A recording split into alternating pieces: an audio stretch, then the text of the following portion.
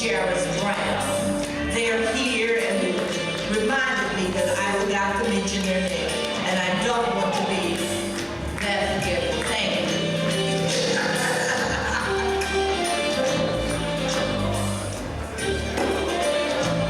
you. The cow said we're gonna leave him out. My man. Is that the last thing? I think that's it, man. I would assume so. All right, I'm about to get his tape off. I'll try to catch you in the morning. You'll be long. No, I'm Sunday night. Yeah, okay. I probably won't be able to give it to him in the morning. Yeah, okay, good. Maybe you can see, because I'll be in the Sunday. Okay. Select the village. No matter the right, we gotta work it out. When it comes to the fight, we gotta work it out. When it comes to this music, we're gonna make a shout.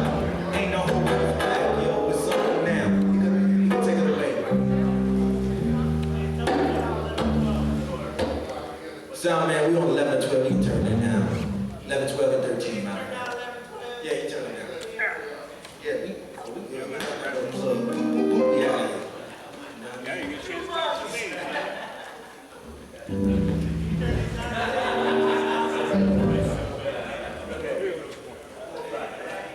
Sign said that's it. Out of here.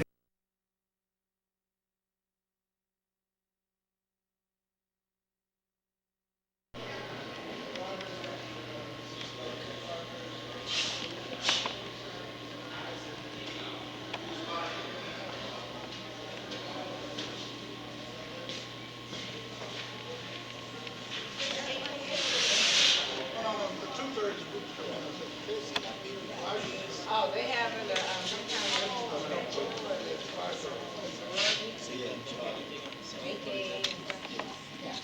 they got a sign up.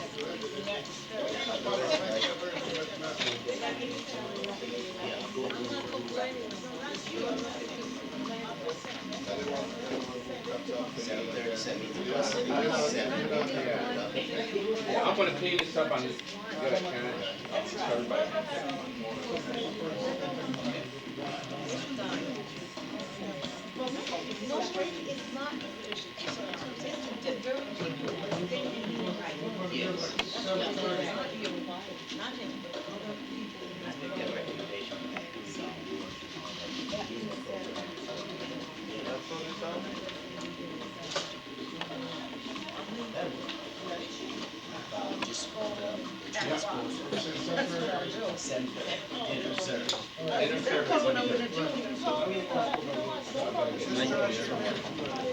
Good, how you doing, Dick? Good, good. Mary, we have a little dilemma, and he's going to talk to you about it. I don't think we have any PA system in the cafeteria. No, we don't. No. Okay. But you got your, Not a bit, but that's you what got it your is. portable. No, but what happened is, he had to do that, he has to have a mini PA system. Okay, now he's got a PA system, has to record amplifier in there, all of that stuff. Okay. I will be at the desk, so whenever you want to, downstairs, first floor, get the reports and try to get them together.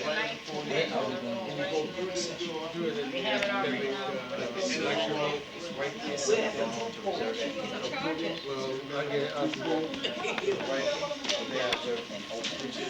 2 o'clock, I was going to get the session there, tell them as they're coming in. It's 2 o'clock. Excuse me. We should inform people that it's the academic, small academic lecture hall, where we will begin the session at 2 o'clock. As you're seeing other delegates, tell them in that small lecture hall, 2 o'clock is where we begin the session. First floor in the academic building, I think it's 121 is the number. Lecture room. Sure. Now, you want to talk?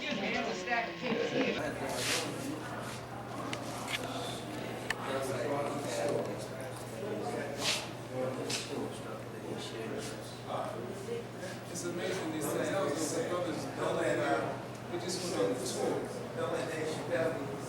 Snapshot. We doing a tour of Boston. Look at the bottom. Okay, now you gotta see my Asian about this. We don't look good. That's terrible. How you doing? Pretty good, man. How you doing today? He was telling me to share experience that Coleman Young, he's from Detroit. He was saying all the historical landmarks, they're torn, renovated over, torn down and stuff. But he was saying that Coleman Young was a bodyguard for Paul Robinson. He's the first black man in Detroit. Is that right? But he just said how history is connected.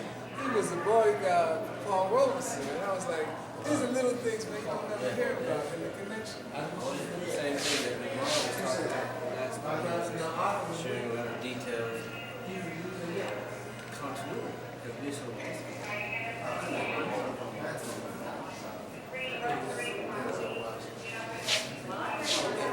That's what I see. That's what I see. Get the right, capturing the right images on that video, brother. Capturing the right image on that video. Yeah, I hear you, brother. I haven't got it yet. I need to get it. Yeah. So. All right.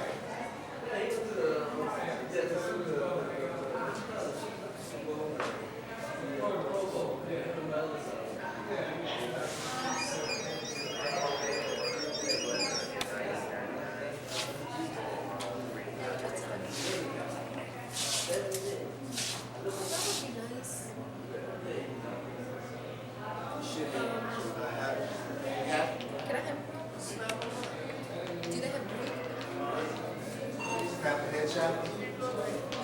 Is that where you would I could do some headshots. You know, so I got real No,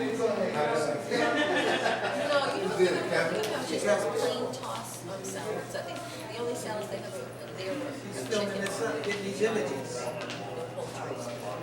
So you can just get a plain, just a plain salad with, I guess like vinaigrette or something like that. Yeah. Okay. Thank you. Are you done, dear? Thank you. Is that you? That's me. I'm the artist.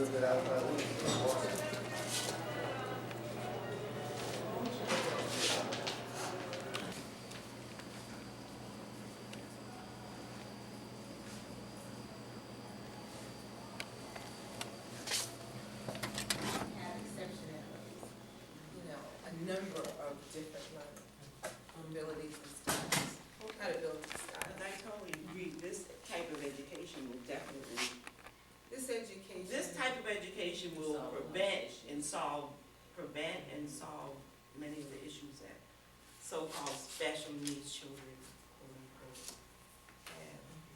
You know.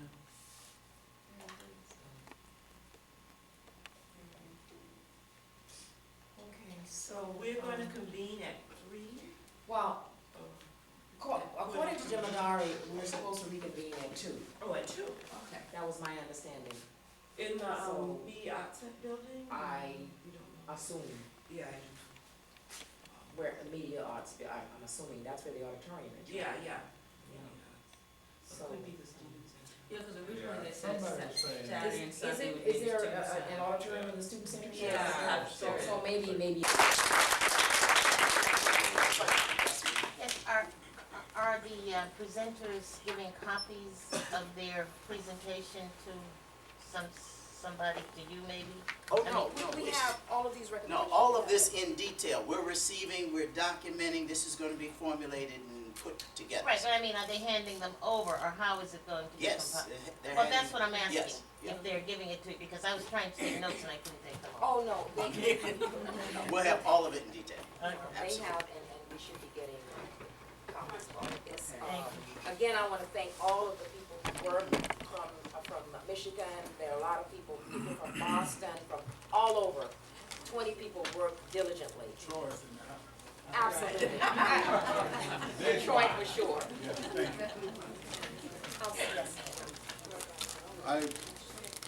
I'm just wondering, it seems like you guys adapted Well, you accepted the entire Detroit agenda for the education workshop, am I correct? No, actually. No. Well, there were some pieces of it that we accepted. I didn't read all the items because I was worried about going over time. But if you want me to read what we accepted, I will read it. That's okay, I was just wondering. Yes. Sister. I remember when Governor Wells was the governor, and he had made a statement that he didn't care if we had a black agenda taught in our schools. And yet, I don't recall anybody really jumping on that when the statement was made. He really didn't care, and nobody put together a black agenda for the schools, for our students. So, you know, I was just wondering what happened with that. That may be, Representative Owens. Yes, I'm There's sorry. a specific question here dealing with state policy. All right. Say that again? Okay, I was saying when Governor Wells was in office, he had said that he did not care if African-American curriculum was taught in schools. And I was just curious because nobody ever did anything. Nobody ever put a curriculum together to implement in the schools. So how we know if this is going to really get in the schools? Can I can respond to that specific to Massachusetts. And that is that still I have a bill that is filed that says that wherever American history is taught in the schools in the Commonwealth of Massachusetts, African American history has to be included. That bill has had a hard time getting through the legislature. And every year we try to generate support from people in the community, and we do, and it has not passed yet. It has been reported out of the Education Committee.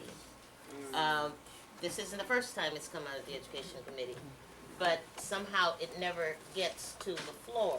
So those people who are in the Commonwealth of Massachusetts, if you could, write the Speaker, or anybody who's not even in the Commonwealth, could write the Speaker of the House of Representatives and the President of the Senate and urge, you know, the passage of this bill. Now, however, when Governor Wells said that, I mean, I didn't hear that he said that, but I'm not surprised that he said that, because we did do a lot of testimony and a lot of lobbying to get the State Board of Education to include African American history in its agenda as relates to the Education Reform Act. Right. And they touch the surface. It is not enough. And so so something has been done, not nearly enough has been done. That bill would make it a law. Yes. And then it would have to be done. Okay. We'll take one question in the back. Yes. Simply wanted to raise the question as to whether or not the issue of school choice, vouchers, etc. was taken up by the committee. No, it was not. Those issues were not taken up.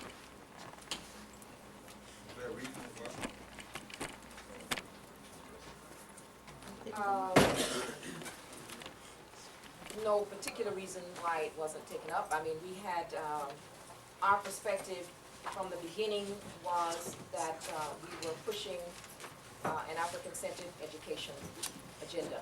And within that context, those questions did not get raised. Because essentially we felt, I think I can speak for the group, that if indeed we have an African-centered education, then those issues would not be of paramount importance. Now, excuse me, we're gonna have to stay within our time frame here. I'm gonna have to, unfortunately, be very strong hand on this one. We've had the presentation of the report. The workshop's been held for 3 days. We're simply reporting it out here. I'd like to thank you very much for that.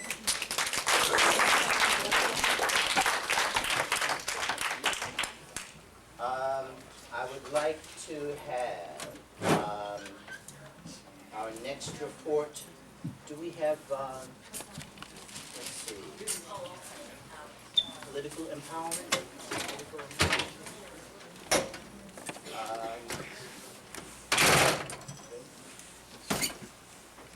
Environmental? Okay. Let's see. Family and gender relations. Ready? You ready? Okay. Very good. No, you ready? Yes, sir. Okay. while he is coming forward, I would like to also ask you, there was no, to come in, I think we made it clear coming in, there was no obvious admission in order to come into this final reporting session. However, there is a toll to leave. Did anyone inform you of that? They didn't tell you about that part? Yeah. So I don't know why they left it on me. I don't know why they left it on me. But the toll to exit is the submission of an evaluation of the process in the box. There's a box right here. We would ask all of those of you who have participated in the sessions over the last 3 days or in this evaluation session to simply make some comments, note at the top, the session that you were in, the date, and any comments that would be helpful to those of us who've been part of this planning process. It's been a very long process. I know a number of you have been very involved in intense discussions and so forth. So please just take a minute to evaluate that, things that could be helpful to us in the future, comments, any recommendation that might be useful. Please fill this out, put it in the box. They are right here. We'll circulate those around. Very good, thank you. Forms are right here, and just take a moment to help us in that. Thank you very much.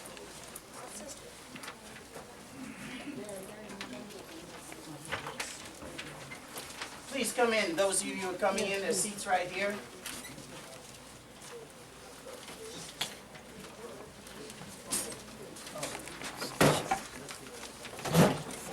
Also, just so that there is clarification on our program for this evening,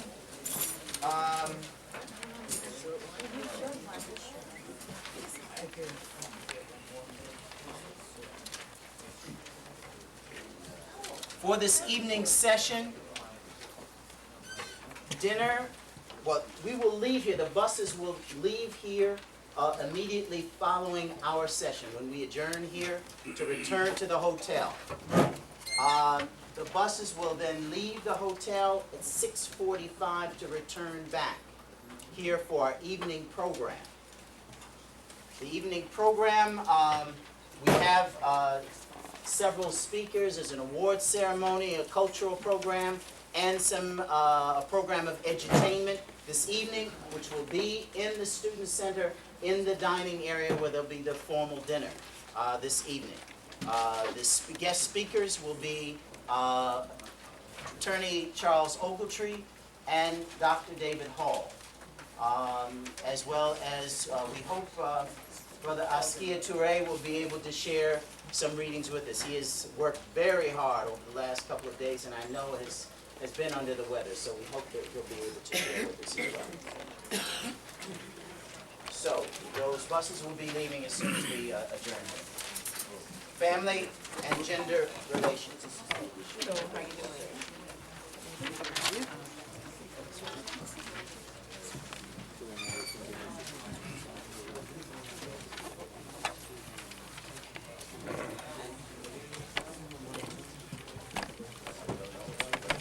They have been lost or found?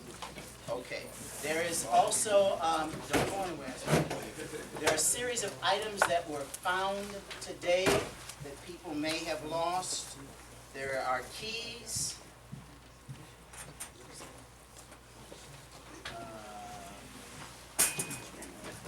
Okay. Again, there are a set of keys that were lost in the building adjacent to this one. There is a leather scarf. There is a hat, red and brown. There is an umbrella also, and basic camo. But I need to go find now. I didn't find the scarf. So who did they see?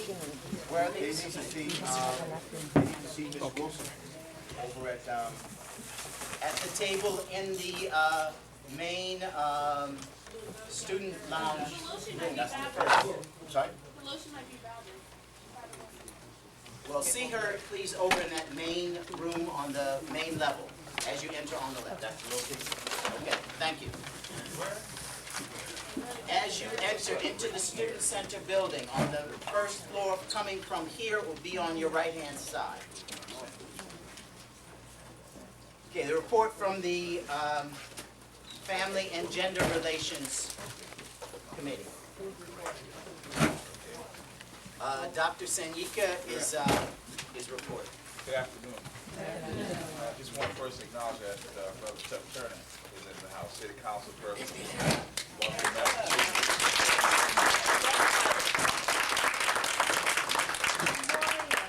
old African global citizen I enjoyed reporting from this workshop because of some previous drafting work that I have been asked to do. So if at any point I don't get it all accurate, those of you who were there, at any point if I don't get it all as accurate as those of you who were there would prefer, certainly feel free to offer appropriate amendment.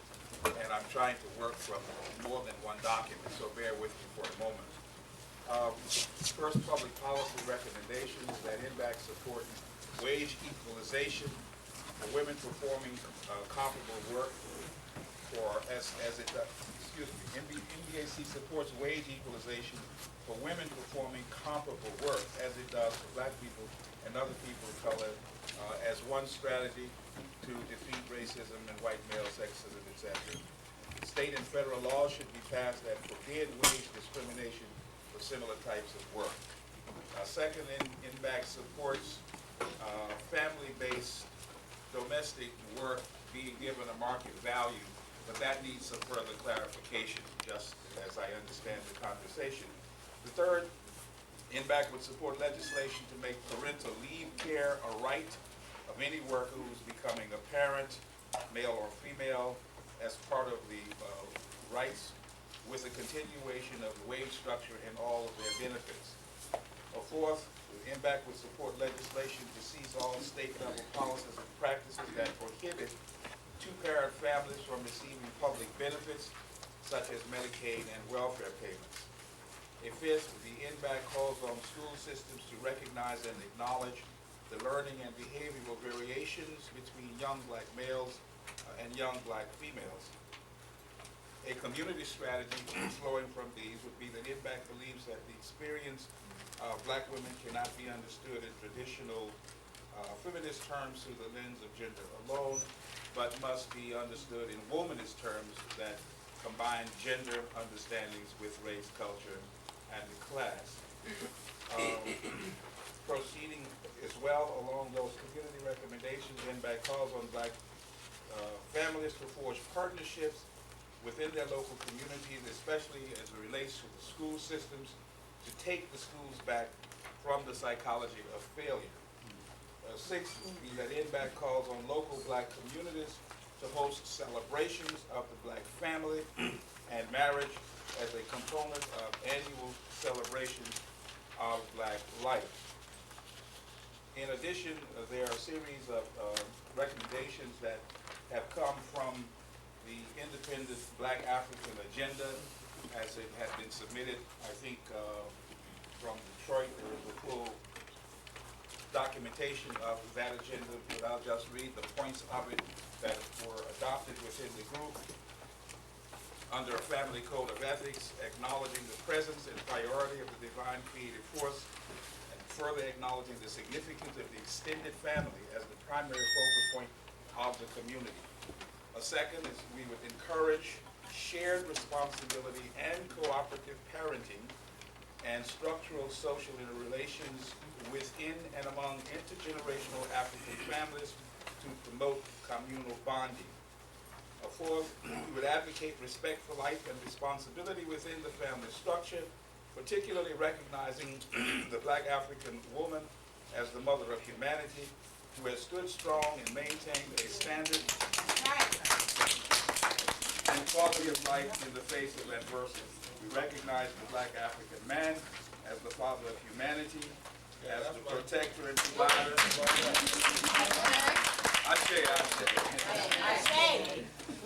We also recognize the elders as ones to be revered and respected.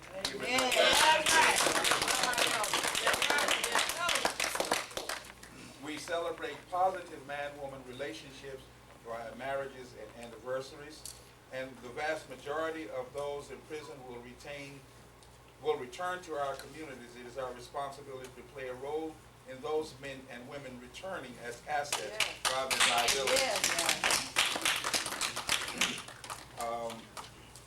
We must actively support the release of political prisoners, prisoners of war, and others unjustly incarcerated. I think we all agree with that. I'm not sure if the asterisk tells me to read that one exactly like that. Yes, yes, but it is, yes. okay, well, we all support that as well. Now, I have a couple of written statements that I need to try to also read. We celebrate positive, I That's think the I same read thing, this. it's just written out.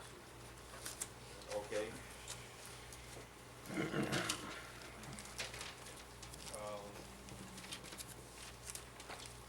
I think that's all of them except the last one. If I have not gotten them all, I think I have them all, right? I think from what I've got here and all of the notes that are on the respective sheets, I think that I have gotten them all. The final one was impact calls for the establishment of a National Black Commission on Marriage and Civil Rights to examine and explore the issue of family, civil unions, marriage, and sexual orientation. This inquiry should include the sociological, psychological, theological, cultural, legal, and economic ramifications for Black people of the current debate on marriage, sexual orientation, and civil rights. The Commission should also explore how gay and lesbian issues are addressed by other parts of the African world. The findings of such a commission should be widely distributed for discussion throughout Black America and the country. I think that I covered all of these. Did I not? Okay, I think those are the specific policy and community recommendations that have come out of the workshop, Mr. Chairman. Okay. Thank you very much for your report.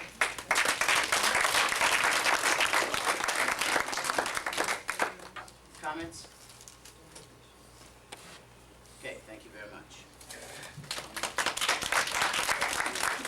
I would like to receive the report of the foreign policy working session.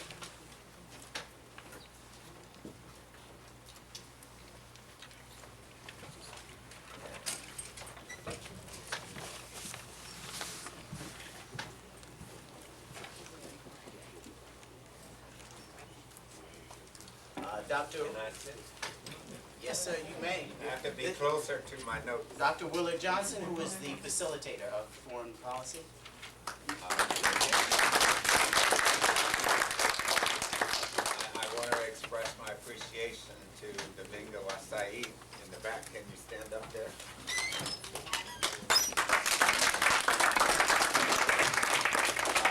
Who was, I wouldn't even say, he's not even the co-facilitator because many of the sessions, he was the only one there.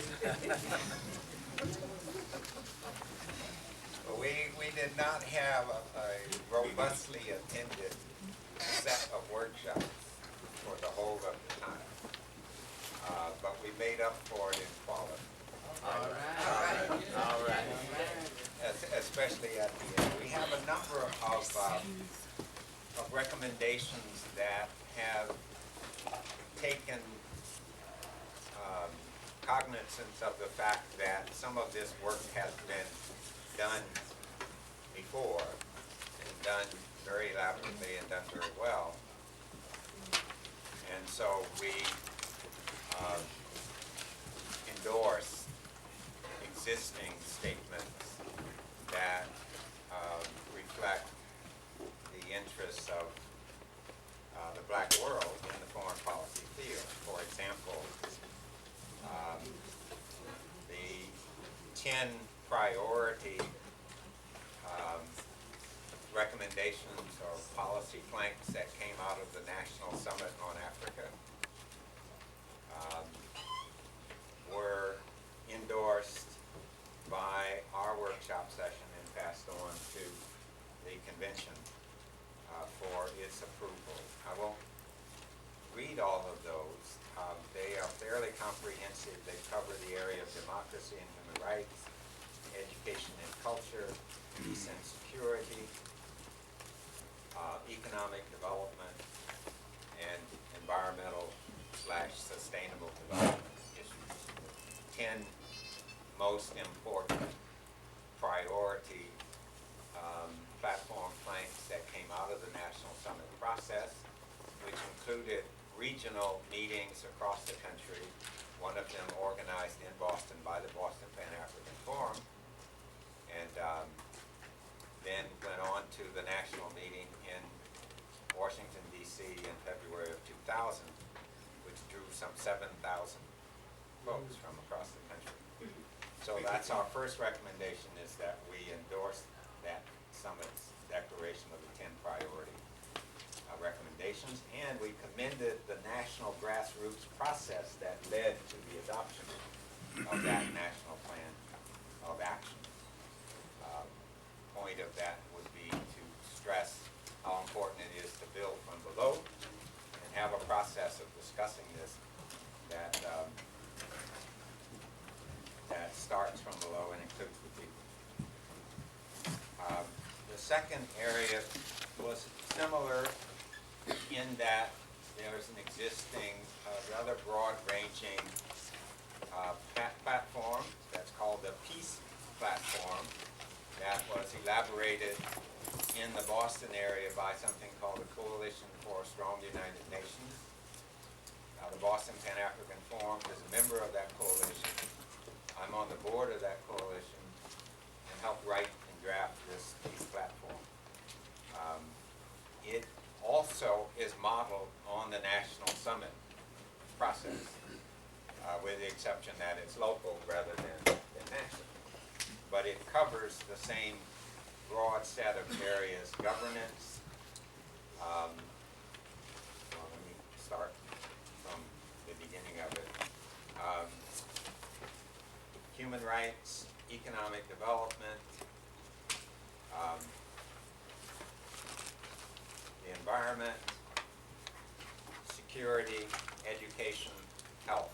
And there are a number of recommendations in each of those areas, all that are framed within what I call the Pearl platform, PRL, peace, rights, and law, emphasizing that peace is going to be the framework for achieving progress for the world, the black world most particularly. And that has to be based on the recognition of human rights and respect for international law. And one of the chief threats to all of that happens to be the United States. So we endorse that peace platform. Thirdly, we endorse the resolution that has been elaborated by a coalition of organizations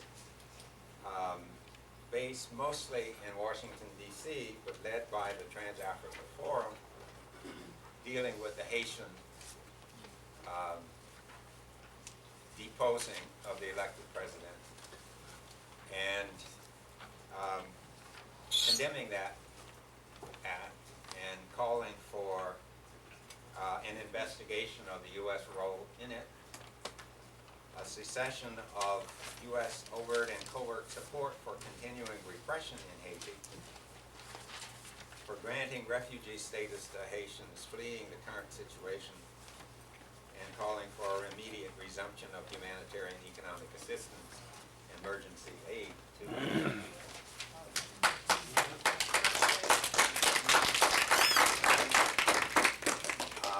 we also adopted a resolution that has appended to it a background document that would be important to understand the full import of the resolution. The resolution concerns the war in the Congo, and let me read a statement or two from it, because the language here was taken to be quite important. We had some debate over it, but in the end, we passed it on to the convention. It says the Black Agenda Agenda Convention categorically condemns the crime of genocide committed against the people of Democratic Republic of Congo by foreign governments, multinational oligarchies, and their Congolese puppets during the war of aggression begun since 1998, and which has resulted in the murders of over 4 million Congolese and countless numbers of rapes against Congolese women. And they call upon the Department of Foreign Affairs of the Congressional Black Caucus and this convention and the Pan-African Council, which is a local organization, to establish a commission of inquiry into these events. And says finally that persons associated with the above-mentioned categories which are responsible for such genocidal atrocities be not considered for the membership in said commission. In other words, make that commission of inquiry an independent one. And then attached to it is the Convention for the Prevention and Punishment of the Crime of Genocide, so that one would understand the basis for calling this instance. Moving right along. We had another resolution, in effect, two resolutions. One part of the peace platform calling for the for drastic revision of what's called the Bretton Woods organizations, World Bank, International Monetary Fund, World Trade Organization. That's included in the peace platform, but separate and apart from that, we also have one that calls for the democratization of those institutions and making them accountable to the peoples of the world rather than just the states. And concluding that if their policies do not improve the life conditions of the poor sections, the World Bank and the IMF should be abolished. We had several resolutions that we consolidated on the issue of Cuba, and the consolidation reads that the National Black Agenda Convention calls for the normalization of relations between the United States and Cuba, and calls for the end of the U.S. embargo against Cuba through local, state, and federal government initiatives.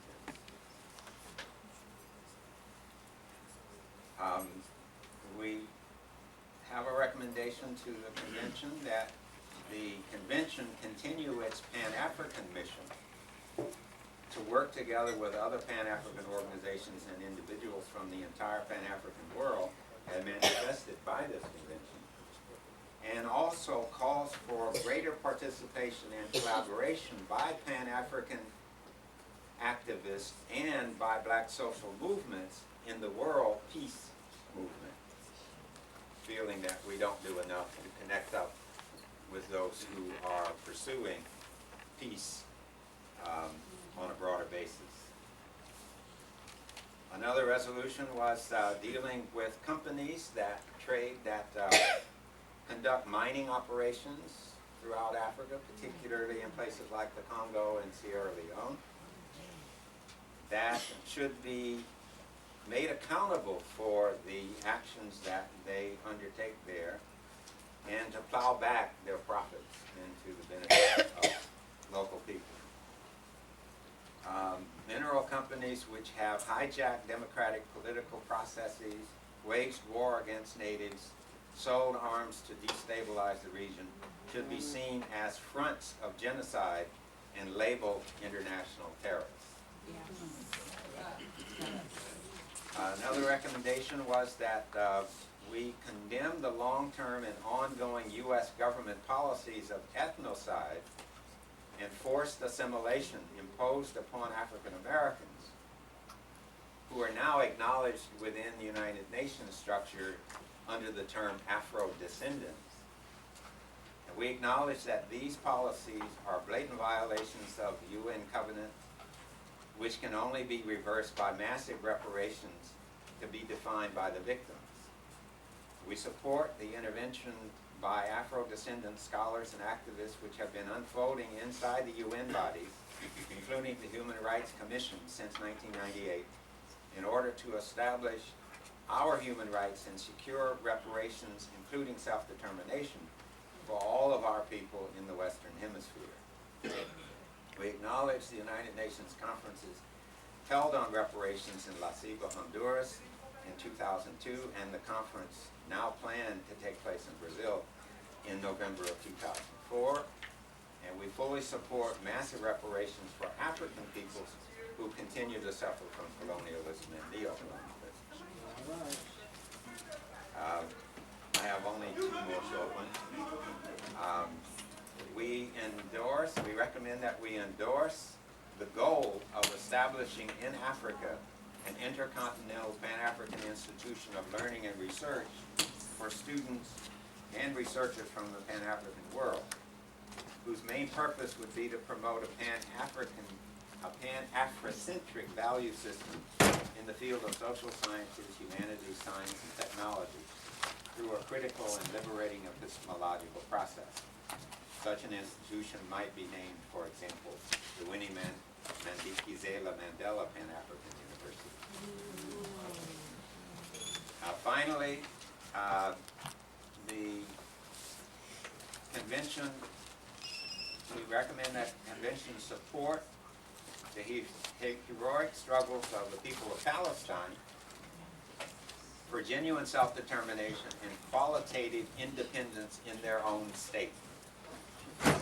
We condemn both Zionist aggression against the people of Palestine and the United States' unconditional and blind support of the State of Israel in its policies of death against the people of Palestine. We demand that Israel and the U.S. government implement faithfully their own U.S. roadmap policy, which the Palestinian Authority has already accepted. Those are our recommendations.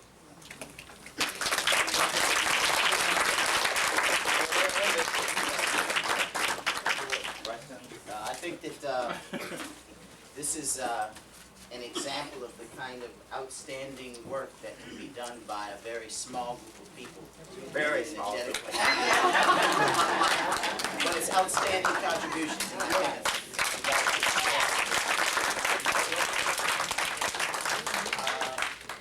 comment, question? Yes, sir. I just have a quick question. In your discussion of foreign policy, was there any discussion of AIDS in Africa? No, we did not. It is included in the framework for the National Summit. It was, in fact, the #1 priority recommendation, that AIDS be our priority, countering the spread of and impact of AIDS be our #1 priority. But we did not, other than that, have a specific blank on it. Yes. Thank you, sir, for your work and for staying in that group. Can you stand up, please, so we can see you and speak louder? Thank you. Appreciate it. The Reverend speaking, that's okay. Thank you for staying with that group and doing such a fine work. I wanted to know if there's any way that we can have a Black Agenda Conference for the Black countries and nations of the world. Let's all the Black people of this world get together and make an agenda for ourselves. Not just here in America, not just here in Massachusetts, but you know what, let's all get together. You think that's possible? Can we make that an agenda? We just started the process.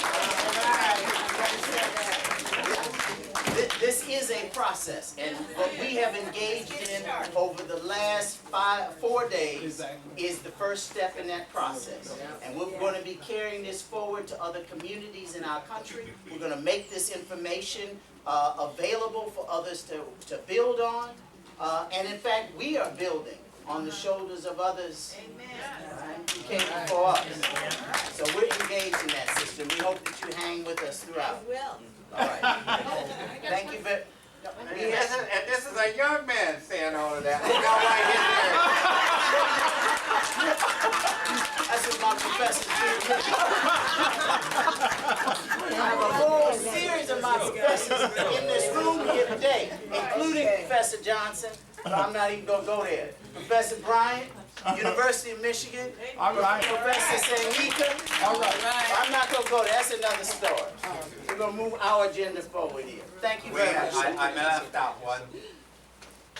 I left out one recommendation, which I should read. Okay.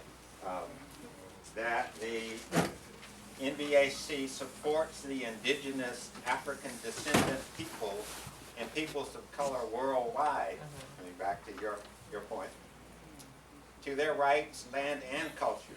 In particular, we express our solidarity with the Aborigines of Australia and the Africa South Pacific Islanders, the Garifuna, people of African Carib descent, Belize, Honduras, Guatemala, the African Brazilians, African Venezuelans, African Canadians, African Europeans, African South Americans.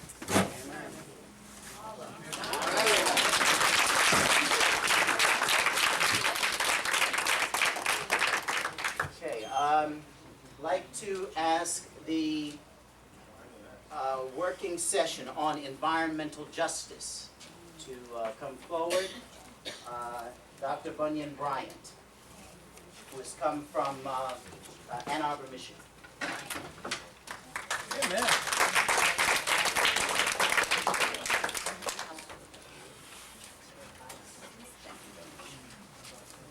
Those facilitators who have not submitted their reports, please put those together and submit those to me before you leave.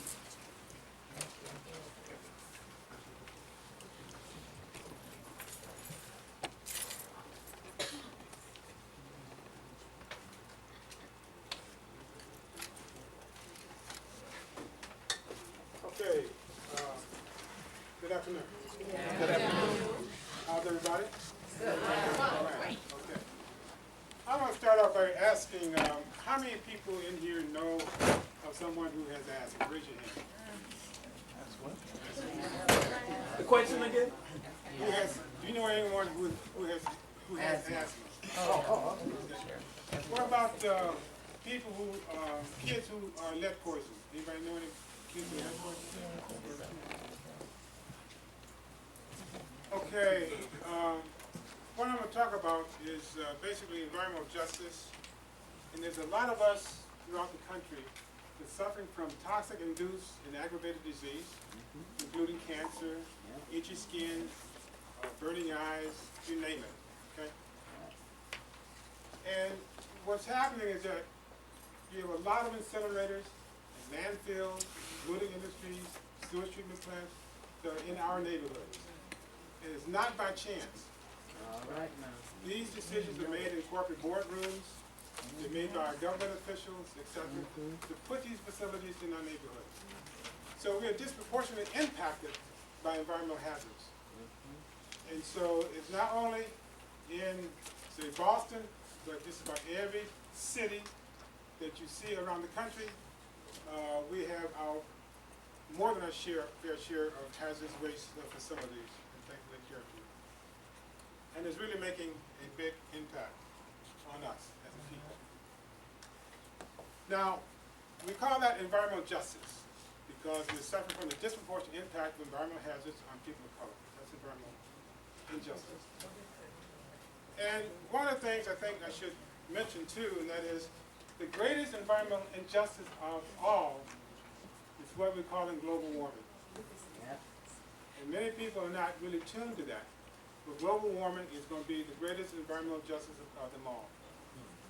And what happened is that as the planet heats up, there's going to be flooding along the coastal areas, there's going to be droughts, and people are going to have to migrate across geopolitical boundaries. And when they do it, it's going to cause all kinds of regional conflicts and wars. And you're going to have tropical diseases that's going to be migrating north. You're going to have the saltwater infiltrating freshwater supplies. It's going to really be a mess. There's a brother by the name of Bob Bullard, Dr. Bob Bullard, and a sister by the name of Dr. W. Wright, who has been really focused on this issue of environmental justice. And some of our brothers and sisters in the Native American community have been focused on this issue of global environmental justice. Okay. So one of the things I want to say right here is to at least talk a little bit about some of the recommendations. And we had 100 people in our room.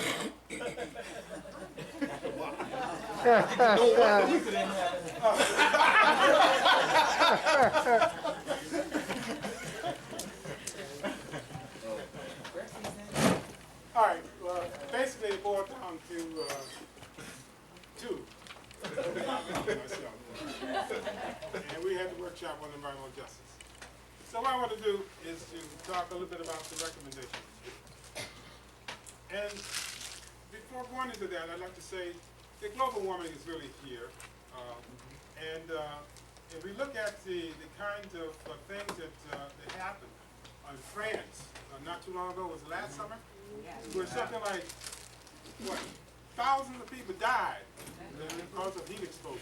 Yes. In 1995, there was something like 700 people died in Chicago because of heat exposure, because of the heating, being overexposed to heat. So anyway, one of the things I want to talk about, one of the recommendations that I want to put to you, and that is support for the Kyoto Protocol. Kyoto Protocol, it was held in, there was a conference called Kyoto Conference that was held in Japan back in about 1997. And what that conference tried to do is to get each country to cut back upon the amount of pollutants it was emitting into the atmosphere, to cut back upon the greenhouse gases. The United States was scheduled to cut back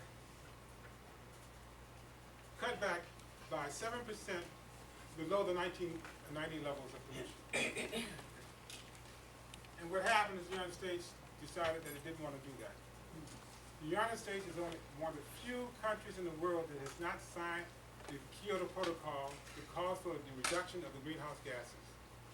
So one of the recommendations we came out with, and that is that the Kyoto Protocol,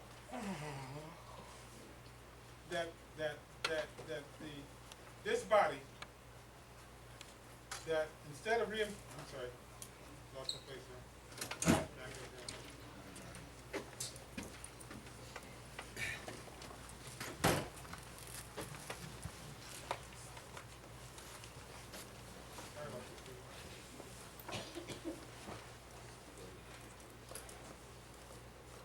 Okay, that the Congressional Black Caucus instruct the President of the United States to sign the Kyoto Protocol and submit it to the U.S. Senate for ratification. Second recommendation, that the U.S. reduces its emissions of greenhouse gases by 12% below the 1990 levels using the commitment period of 2008 to 2012. Another recommendation is that the National Agenda Convention sponsor a representative to the future international gatherings and dealings with global climate change at the national level. Most studies show that regardless of the environmental hazard involved in the scope of the study, that the distribution of pollution is equally or unequally distributed by income in every case, and race in every case. Can you repeat that, please? Okay, go back. Most studies show that regardless of the environmental hazards involved in the scope of the study, the distribution of pollution is inequitably by income in every case. Basically what I'm saying is that where income and race come together, okay, that race becomes a greater explanatory variable in explaining why we're living in these near these hazardous waste facilities. But let me move on to the recommendations at the national level. Now this is going to be very controversial, I know, but I think it should be said. And that it has to do with emissions trading. Emissions trading, how many people are familiar with emissions trading? Basically, if company A, first of all, the government would set a cap, say maybe like here over Boston, Massachusetts, that we can't go beyond this cap. In other words, you can't pollute. So the cap is like 3 million tons of pollutants. Okay. We can't go beyond that cap. Well, company A will have to buy pollution production credits from company B in order to maintain its pollution. right to pollute. All right. And so what happened is that that's a trade. I want to continue to pollute, and I looked at company B over here, and I said, look, you guys have been very efficient. You've saved on your pollution. You're not polluting a lot. And so therefore, we want to trade. And that's basically what it is. So basically, the carbon emission permits, and there are permits that need to be sold as well. And the carbon emission permits be sold on an annual basis to energy companies at the top of the carbon chain, and the proceeds from the sale of tradable carbon emissions permits be deposited to the National Trust. So if you're going to play this game of trading, you have to buy a permit. The money from that permit will be put into a trust. And then the Congressional Black Caucus, we recommend that the Congressional Black Caucus submit to the President of the United States the names of 10 people to make up the board of directors of this trust. That each year, the trust pays $6,000 into a tax-free individual retirement account for every adult individual, an individual development account for every child who live within 2 miles of polluting facilities or industrial facilities for the exit burden that they are subjected to. Do you understand what I'm saying? Yeah. Okay. Right. The 10% of this trust fund is going to improve environmental conditions in black communities suffering from the adverse effects of environmental toxins. That this program continues for 15 years, at which point it will be evaluated and the Title 6 guidelines apply. I'll go to that later. The carbon emission trading only be a transitional program and not an end in itself. Therefore, the U.S. government must allocate substantial resources, like 2% of its annual budget, to fund research to enforce a great deal of our activities from the fossil fuel economy, and to search for alternative sources of energy and new technologies that are environmentally friendly. We further recommend that the Congressional Black Caucus pass legislation to redirect funding from the Highway Trust Fund into mass transit to achieve a minimum parity in funding. That these environmentally friendly technologies produced in the black community where jobs and economic development are much needed. At the state level, some states already have environmental justice legislation, and so we would like to, if your state doesn't have one of these, we'd like the congressional or the legislators to contact these states with environmental justice legislation already. We recommend, instead of reinventing the wheel, the black state legislators contact colleagues around the country who have environmental justice legislation. That the black state legislators work with and meet with those who are adversely affected by environmental insults and to submit and support environmental justice legislation that address local needs. Now, at the local level,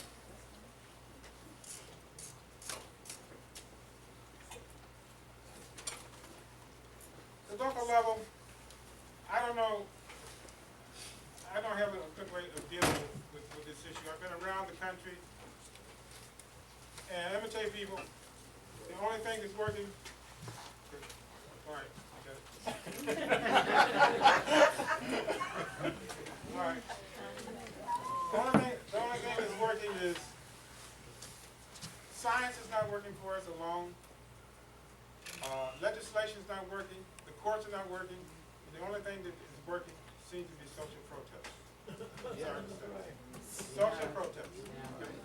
And when you combine that with science, you will become more credible. But anyway, we have to take a much more proactive approach in terms of environmental justice. And so one of the things we recommend is that a 501c3 land trust corporation under black management control be set up to capitalize with $2 million annually from the Environmental Protection Agency, foundations, and matching funds from the black community. That the black managed and controlled land trust be responsible for educating black people about the various land management tools. For instance, again, land trust, the right of eminent domain, etc. And how these can be used to systematically plan environmental just communities that are stable and affordable throughout the generations. That the black community takes action to educate itself on the causes and effects of pollution. And the black managed and controlled land trust be set up education sessions to increase awareness of the 17 principles of environmental justice that were crafted at the first National Environmental Justice Leadership Summit held in Washington, D.C. in 1990. That we petition the appropriate government bodies for the right of eminent domain so that direct control of land management comes under the jurisdiction of the land trust that will include brownfield development. The land trust set community standards for pollution, water, effluent discharges, noise level, and other sources of pollution with a clear understanding that the impacts separately, and cumulatively. That appropriate health standards be developed for children who are the most vulnerable to toxins, not white males. Okay. Pound for pound, children will ingest more toxins than adults when exposed to the same amount of pollutants. So we need to change our standards. The black community should control land trusts. The black manage and control land trusts, obtain financial and other resources to train community groups and community-based research that evokes the trust and the community can be more informed regarding environmental impact. That the land management tools be used systematically to plan for green space, recreation, environmental friendly activities and jobs, and that it guarantees local authority, either independently or in conjunction with local governments, to ban all through traffic from inner city streets whenever air pollution levels approach dangerous heights. And I'll rest.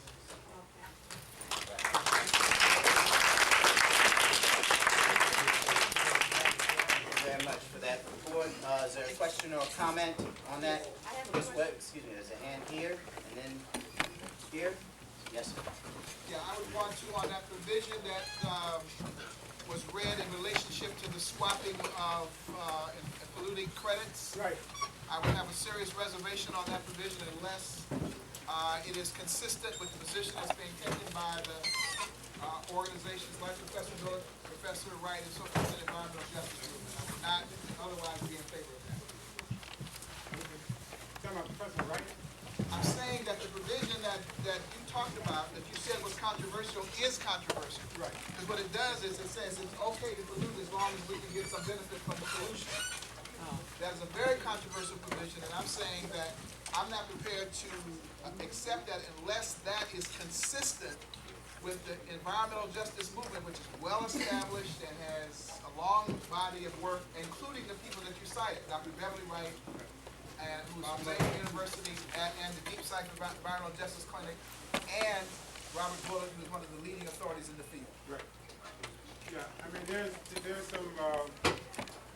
some dissension within the environmental justice movement around it. Well, that's what I'm saying. That's why I know that. So I listened to the report, and I'm saying that is very controversial, and I would not want to see that move forward without a steering committee doing some serious consultation with the environmental justice movement about that. Right. Okay. I'd like to add something to the position that we should consider when it comes to carbon emission trading. Ron, you're right. We debated this and struggled around this issue, but our position is a transition from where we are today to where we need to be. So that transition period, when you look at this document, should not exceed 15 years, and there will be a reevaluation of the process at the end of that period. The reservation, as I understood that, however, was to have broader consultation on that particular Right. In point. other words, our recommendation does not stop by saying we should endorse carbon emission trading. If we should endorse it, but when you go through the list of recommendations and you will be made available to everybody, you will see that there is a transition that's been envisioned of no more than 15 years. My point is very simple. Professor Johnson, when he laid out his report, referred to other agencies and bodies that had consulted and like the summit and so forth and endorsed certain things. So that I can accept. Right. I cannot accept two people who sat down whom I respect and love dearly embracing a position that is extraordinarily controversial in the environmental justice movement. I'm only saying that that particular provision, and I listened carefully, ought to be in fact have a wider consultation. And I know our brothers and sisters in Detroit, they have some leading environmental justice activists there too. That's the only thing I'm saying. Yeah, I hear you. Now, to tie into that, you had indicated about a 12% reduction in emissions. Is that part of that same plan that was originally initiated to a combination where the 7 to make up 12 at this present time? Is that a combination of the emission reduction? Okay, what's happening is that the Kyoto Protocol does get into this whole thing around emission reduction, trading, and so forth. And so what happened is that the United States government refused to sign the Kyoto Protocol. And the Kyoto Protocol is asking the United States government to reduce pollution by 7% back to the 1990 levels. Okay, and I'm saying that if you're going to go that route, I think that the United States could reduce its pollution to 12%. Simply because they did not meet the 7 before? Well, I think No, we can.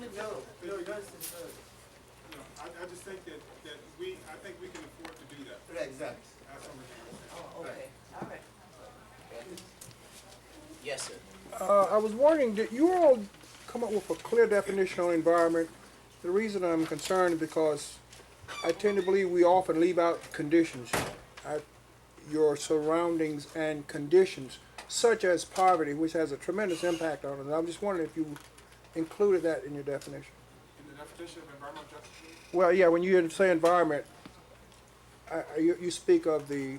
Well, I'm speaking both the natural environment as well as people's environment. We have, I hope you recall, we've asked each of these presenters to summarize. That's what I'm asking, did they? Not everything that's in the document has been presented. So if you go back to the document, and we'll encourage everybody to do that, you will see that we do link some of the environmental problems and one of the environmental justice problems with conditions of poverty, income level, and so on. So some of the responses are in the document. So I will encourage you guys to. Okay. Thank you very much for your.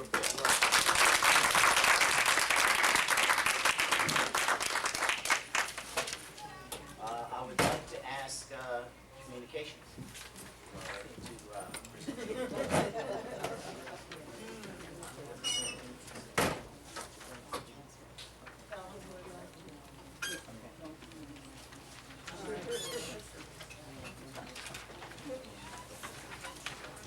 If it would be helpful, let's see.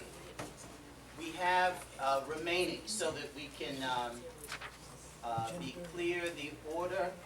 Would that be useful? Political empowerment,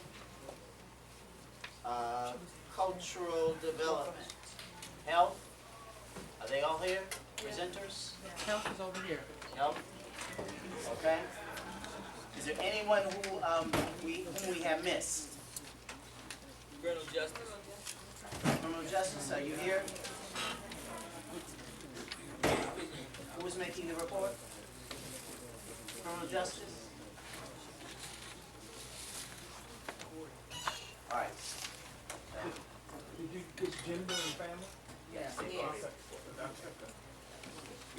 These are basically the public policy.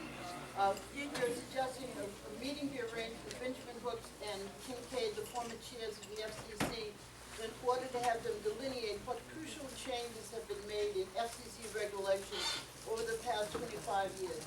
They would then be also asked how best to change these regulations in order to provide more equitable access to the public airwaves in order to have a more positive impact on Black people. The information gleaned from this section would be developed into a series of proposed FCC changes. We would then ask a Black representative in Congress who sits on the Telecommunications Committee or the subcommittee and the Black Caucus to hold a series of formal and informal hearings around the country to distribute and discuss these proposed changes.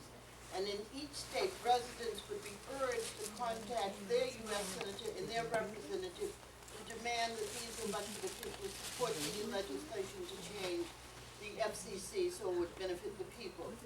We're also suggesting that we establish a formal relationship with Black/African media around the world in order to gain more truthful information.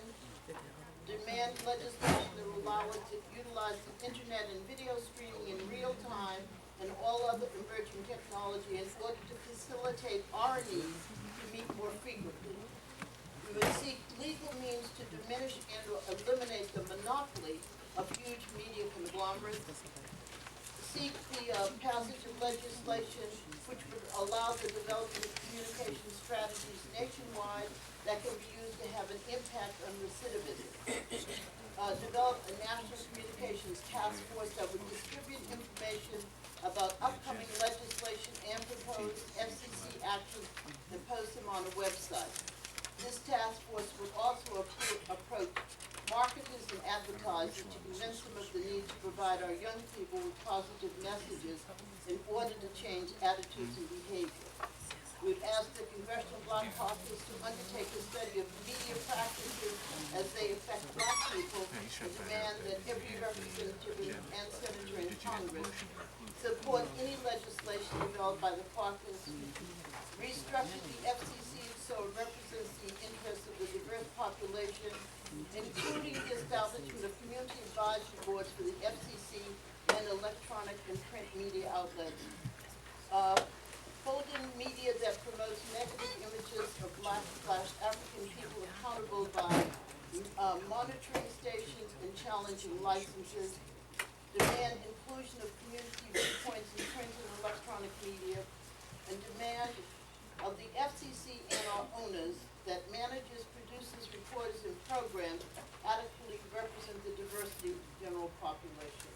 And Lynn has the second portion.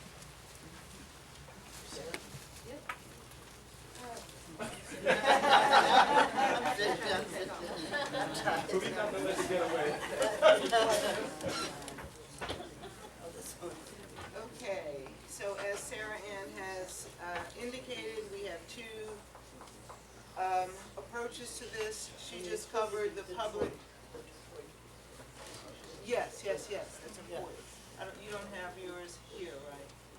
The booklet from Detroit. Well, I don't know if any, all of you have seen that a agenda has already been developed by the group here from Detroit. If you haven't seen it, raise your, there they go right there. Be sure to see those. There are a number of different categories covered in that document. The media elements of that have been incorporated into our document. Okay, Sarah Ann covered public policy, and I'll share with you the recommendations on community strategy. Utilize cable leased access stations to do positive programming and encourage community development opportunities. Leased access is available in every city and can cost as little as $16 per hour or as much as $300 per hour depending on the time slot and the media outlet.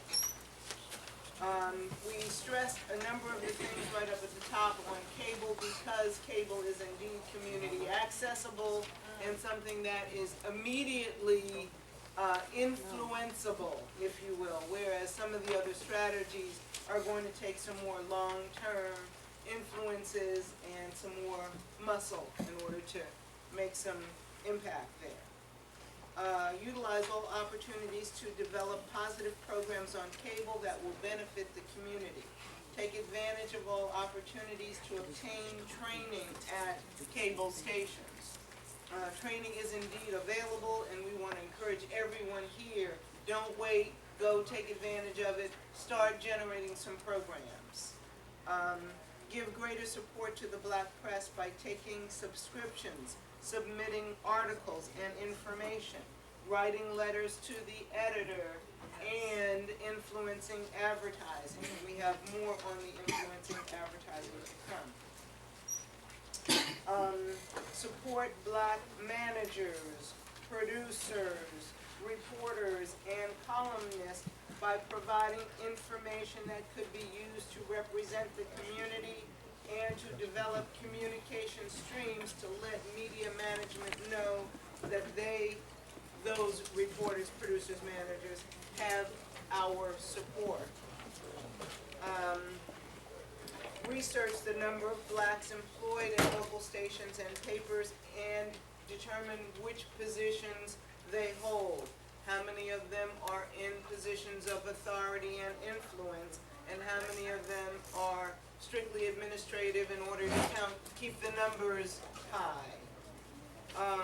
Arrange meetings with local media executives and press for more hires, particularly in decision-making positions, and ask that training positions be established that would make these places more inclusive. Establish local media monitoring committees.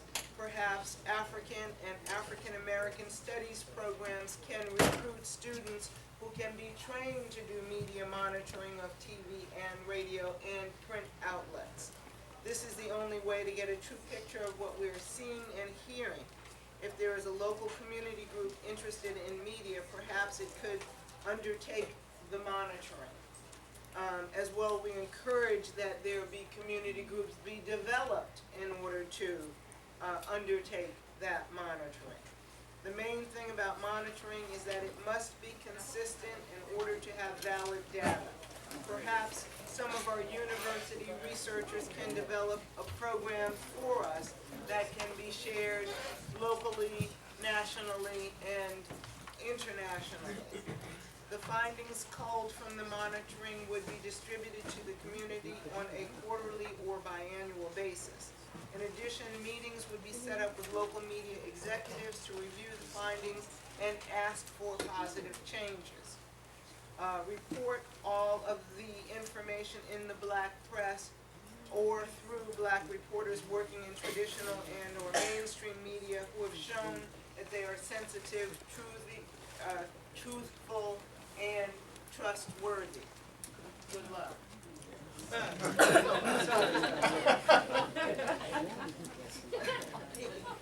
A little cynical on that. There are too few in numbers is what I'm trying to say. Let's see, sorry, I'm jumping around. Develop joint media strategies to promote positive change and image be developed by groups working collaboratively, locally, and nationally.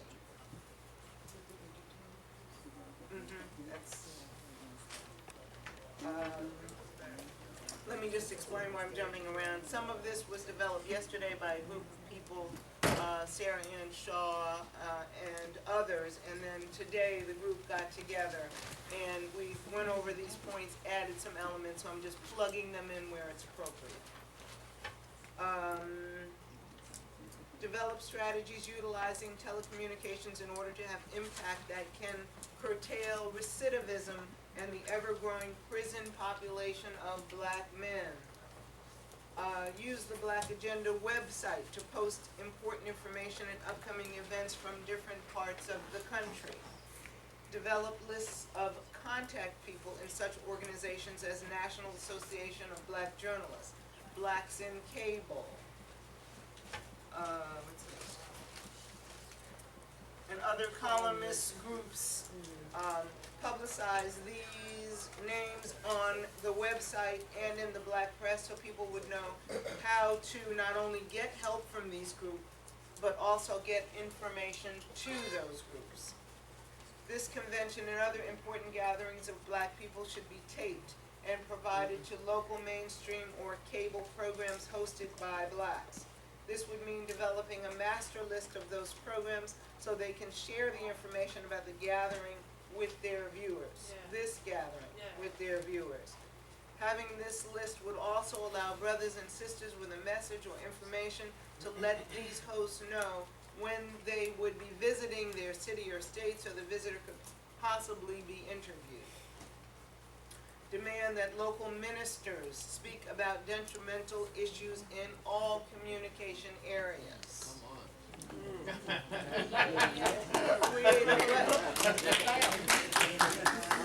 Create a button that would be worn around the country, distributed nationwide, potentially internationally, and worn.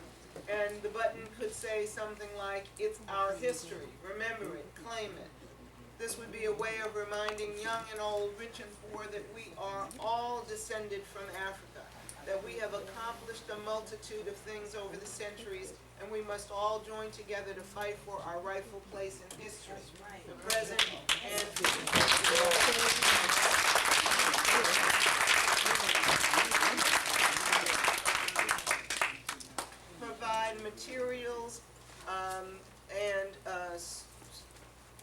resources, this is a little sketchy here, for African performers and community artists. Because we unfortunately too often take advantage of our artists and entertainers, expecting them to do things for free or at low cost. And then challenge them or charge them with not being supportive by not offering to give their stuff away.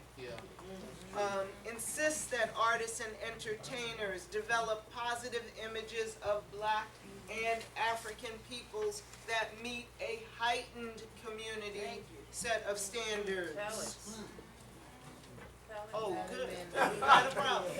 Encourage parents to be more proactive in their children's consumption of media and develop mechanisms to educate the community about ways that the negative images are used as a tool of oppression. Insist that media management provide opportunities for expression through mainstream and other media on significant issues important to the Black community, locally, nationally, and internationally. And I think I may have covered everything.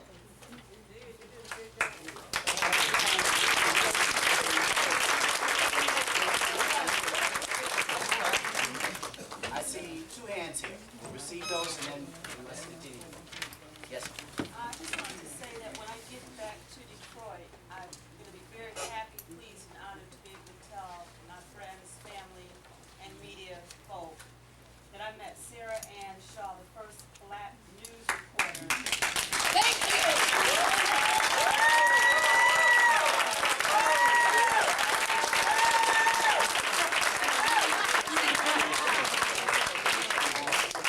And to have served in that position for 31 years.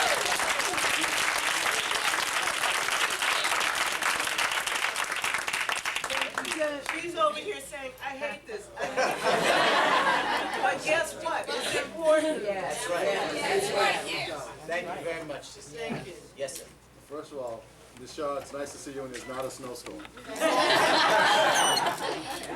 I have two questions. The first question is a quick one. I asked it before. Did this group accept the entire Detroit agenda? Yes. We did. And we, so Well, the just- that's entire what- in that's- Detroit agenda around media. communications. Yes, Yes. It's all I've got it, yes, incorporated, it's incorporated in the page 14 now. We accepted it, in some cases adapted it slightly. No, it's pretty We expanded upon it. We didn't extract anything. If anything, we clarified and provided a little more information. My second question was there any, I can't use the word employee because I'm a volunteer, of a small struggling magazine.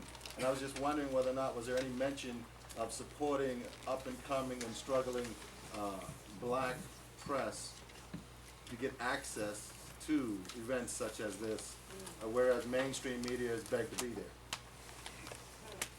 Well, I think we didn't specifically talk about struggling and up and coming Black press, but we talked about Black press in general. We even talked about trying to inspire, generate new.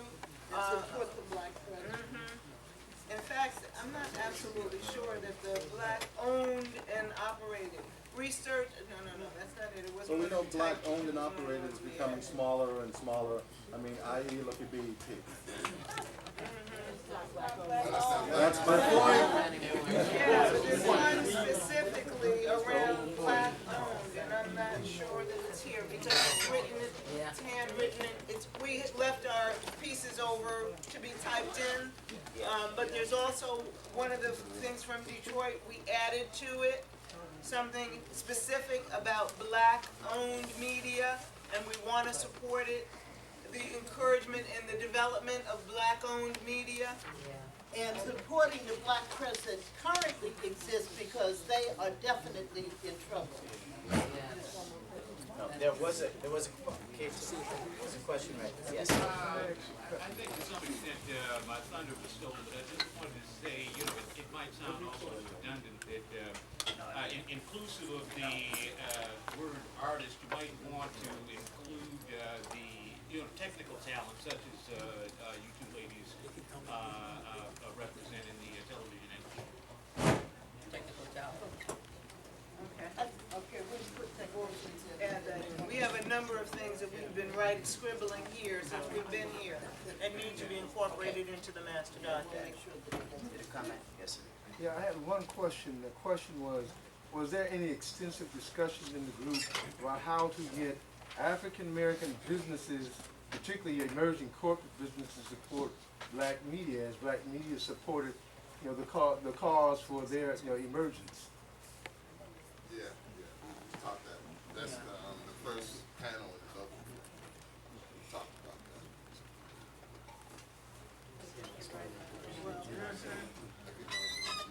So it was somewhere in there. Okay. Yes, it is indeed in here. And one of the other pieces I don't remember reading was about advertising, and that's specifically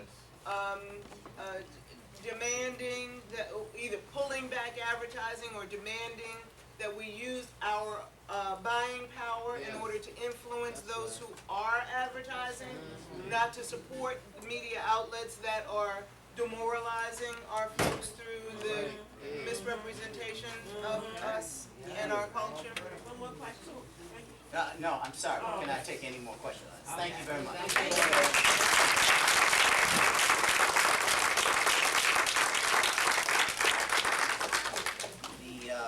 We have the political. He stepped up. Go get him. Okay, we have, I think there are 3 more sections that would be reporting, if I'm correct. Political empowerment, cultural development. We have health. We have health, right? There must be 4. If it wasn't turned in, it was criminal justice. Criminal justice, correct. And the criminal justice facilitators are not here. We have received their report. So, but they are not here to report out. If there was someone in the session, is there someone in that session who could report out? Just in brief, a summary of those recommendations that would be useful to us. 5 minutes. Yes, sir. Okay.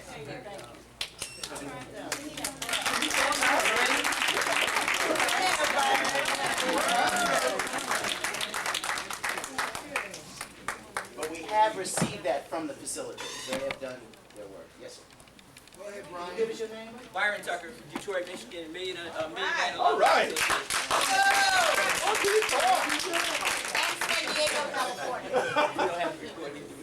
We don't ever just. In summary, what we did was we worked on a few of the agenda items. One of the most important ones we did was mandatory minimums. We thought that was an issue that needed to be addressed. Mandatory minimums around the country, be it that took the discretionary power out of the hands of the judges, and they pretty much had to go along with what the mandatory minimums were. And we looked at that as a point of backing up the system. In Michigan, the actual budget is 1/5 of the budget is on corrections, without corrections being adhered to within the prison system. So we looked at that. We also looked at the re-entry and atonement portion. The re-entry and atonement, it was adopted from the agenda, which dealt with family and ethical codes, and we support the black prisoners, men and women incarcerated, and the vast majority of men and women are part of our community. We had a re-entry plan for them to re-enter into the community. Too many times that does not exist in most of our communities. Ex-felons, felons and prisoners are shunned from the community, and there's no re-entry plan. So we really tried to work on how are they re-accepted back into the community. Vehicles through transitional housing, and also treatment within the correctional facilities. So we worked on that portion, atonement, reentry,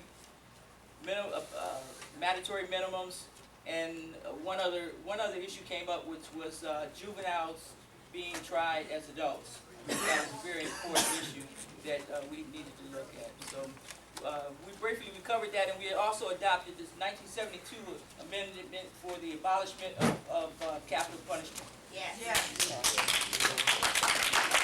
So that's brief, that's an overview. I don't have all the paperwork. Thank you very much. Thank you.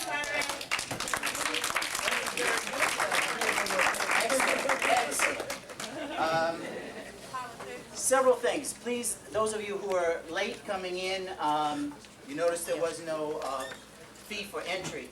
However, for exit, please be sure you fill out your evaluation. You're not allowed to leave unless you filled out your evaluation form of either the workshop that you were in or our final concluding sessions. Of the blank one? Do we have more blank? Yes, there are some more blank forms. Additionally, just so that you will note, there are several, we were constrained in, please come in, there are a number of seats over here, please feel free. We were constrained in our working sessions by our physical space and our capacity to access rooms here for the various themes that we were dealing with. There are a number of issues that have come up that we did not have discrete sessions on. For example, one of those that we really wanted to focus on was the issue of youth development. While we did have a special day-long session on Wednesday on youth development, we thought we would continue that. However, the youth development issues we had asked to be incorporated into the various areas. Those will be extracted along with the recommendations that came from Wednesday's session from the youth themselves to develop a youth development area. There are a number of other issues that have come up that have not easily fit into the kind of boxes that we have created. We understand this agenda must necessarily be a comprehensive agenda. There are questions of veterans issues that have come up. And other issues that must shape a broad, comprehensive agenda to address our community's concerns. And so we will take those other issues as they evolve in helping to shape that broader, comprehensive issue. So I just wanted to alert you to that. Does that include public schools? We would.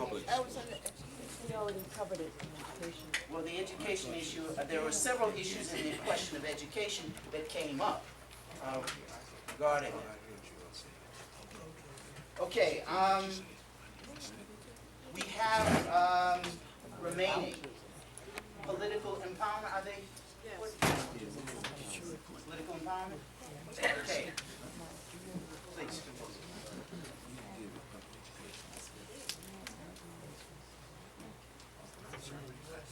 This is, sorry, Tony Vandermeer.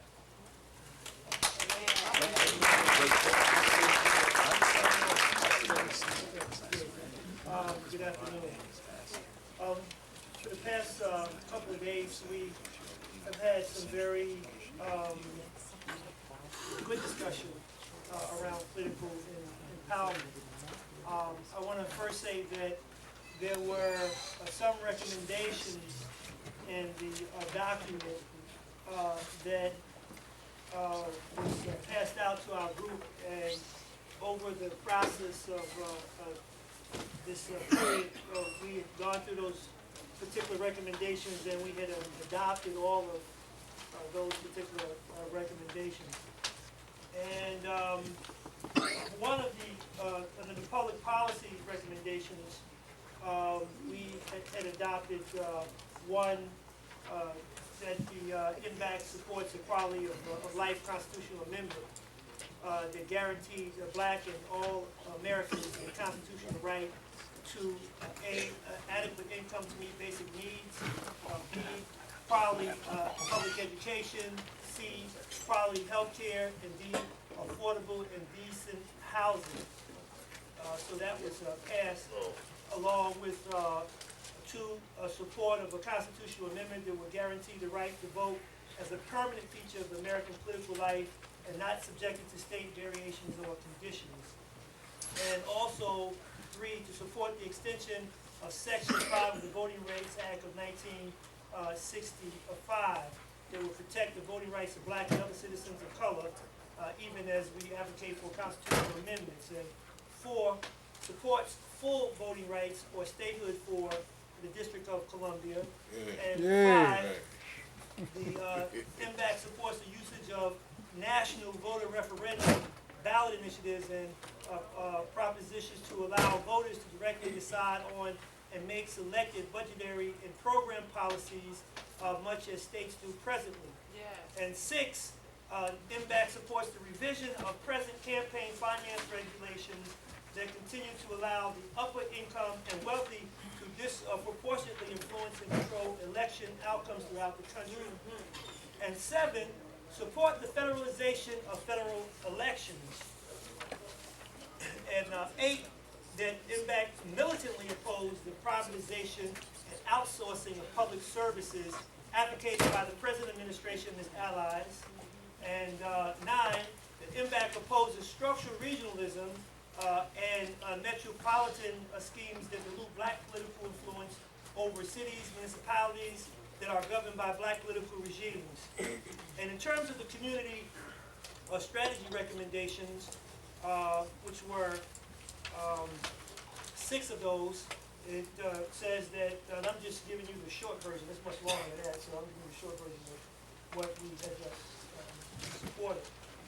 Was that MBAC recommends that all black communities convene black community conventions, conferences, and united fronts to develop community-based agendas that will determine which black candidates are and are not best qualified to seek office, and an agenda that holds elected officials accountable to community interests.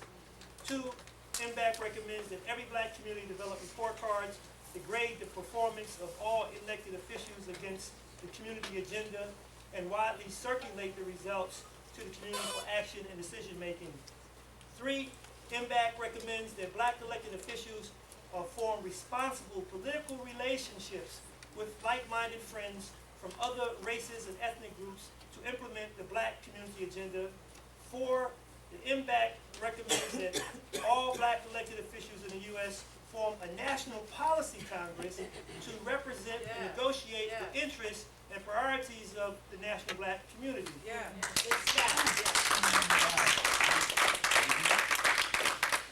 5, that MBAC states its resolute support for the Unity 04 initiative of the National Coalition on Black Civil Participation that seeks to register 1 million black voters and increase black turnout by 5% on election day in November this year. 6, MBAC supports the annual Black Youth Votes Leadership Conference taking place April 1st to the 3rd in 2004. And so all of those were adopted. Now there were some of the recommendations came from the floor, and I would say this is pretty to me it's pretty interesting, pretty exciting. On your some of the material you received, you're giving you a history of black political conventions, and I could imagine in the early 1800s when black people traveled all around dangerous territories to come and meet and deal with these agendas. It was a very serious period, and what I felt was people came in and took these issues very seriously and had sharp debate, sharp discussion on these particular points. And one of them we had came out of some of the Cobra people were there, and we had emerged political empowerment with reparations. So some of them dealt with that as well. But one was support the African American descendants' demand for reparations for the American Holocaust of enslavement and Right on! Right on! Actually, they was clapping for you, Freddie, when you came in. and organizing at the community, city, state level for the adoption of resolutions and bills in support of reparations in H.R. 40. lobbying specific members of Congressional Congress, Congressional Black Caucus, Progressive Caucus, Hispanic Caucus, Democratic Caucus for the co-sponsorship of H.R. 40, and liaison with other national and local organizations to coordinate legislative initiatives, lobbying for companion reparation bills in the U.S. Senate, being an advocate for the introduction and passage of reparation legislation nationwide, organizing for congressional hearings on reparations, and supporting political candidates who are pro-reparations for descendants of formerly enslaved Africans. And that was one part. Now, there were three other planks that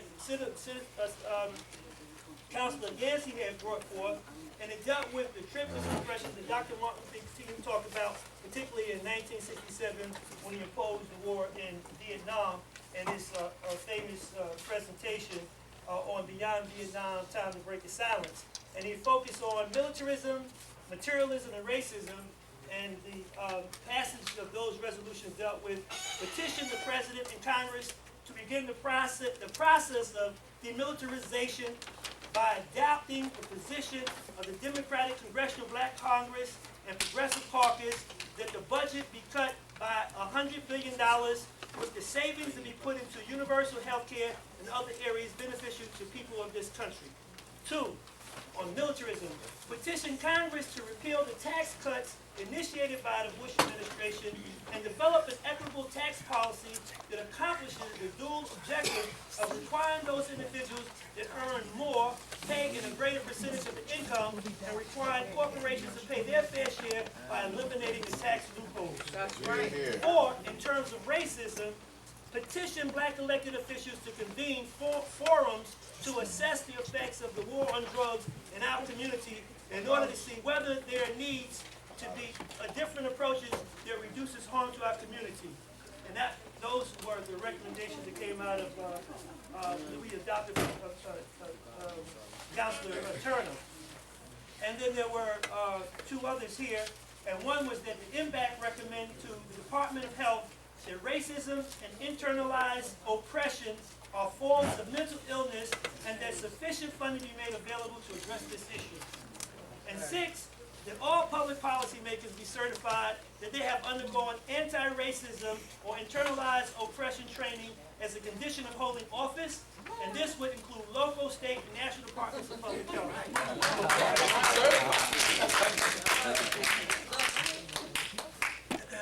Now, we had there was now some of you had received, excuse me, this particular booklet. Is anybody here who hadn't received this particular booklet? The one from Detroit? Yes, from Detroit. Right. If you didn't receive it, you ain't been here because Detroit was working. That means Bill Owens will make sure you pay your fee. So, but anyway, on page 7, so that we don't have to go through all that, what we did was we adopted the political development component, and we just edited the context, but dealt with the specific items going up to the political code of ethics. Okay, so that just, sort of gets you the chase right there. So we adopted that piece out of their component. Then there was a element that had dealt with one was kind of close, but through the democratic process it passed. It was 4 votes to 3 votes and 2 abstained, so really it had the majority of the people who was there, but it got over based on what we was given in terms of making decisions. And it was that 1, that MBAC plays a leading role in creating an independent black voting bloc by encouraging all registered black voters to vote for independent presidential candidate in 2004 general election. Okay, so that had passed. There was another one, I don't know what happened to that one, but I can tell you that if, that's okay. Right, the other one was that the MBAC supports the development of independent political party on a local and state level. And then there were 3 more recommendations, and that 1, that with the push for reparations for descendants of African people who were held in slavery in the United States, that call for the release of our political prisoners and prisoners of war be made. 2, be it resolved that the recognition of amnesty and release of all political prisoners and prisoners of war locked up or in exile from the United States of America shall be a primary issue for the national black community until they have all been released. And 3, furthermore, that the national black community and the reparations movement shall join the ongoing political prisoners and prisoners of war's release and support efforts and incorporate in the primary agenda express a commitment to including, but not limited to, exposing the existence of political prisoners and prisoners of wars and exiles, assisting with amnesty, parole, here and abroad, and sentence communication efforts, quality of life imprisonment and upon release, and recognition and assistance to relatives and offspring of political prisoners and prisoners of wars and exiles. And that was the recommendations that we had, but there were, I think, 2 points that were amplified in our process. One was that, we have to keep the work on a local basis. Because we could have a national agenda and have a packet, as Ron said, what's the implementation? And that we felt that we wanted to structure these so that in local communities, that people could take this as a weapon and begin to organize and push for this agenda, to have a voice or have a weapon to utilize some of these planks. And then we had a young brother Thursday in our session, and his piece was that we have to engage in activism. That we have to engage in activism to make this happen. So this should be the beginning of that particular process. So that was my report. Thank you very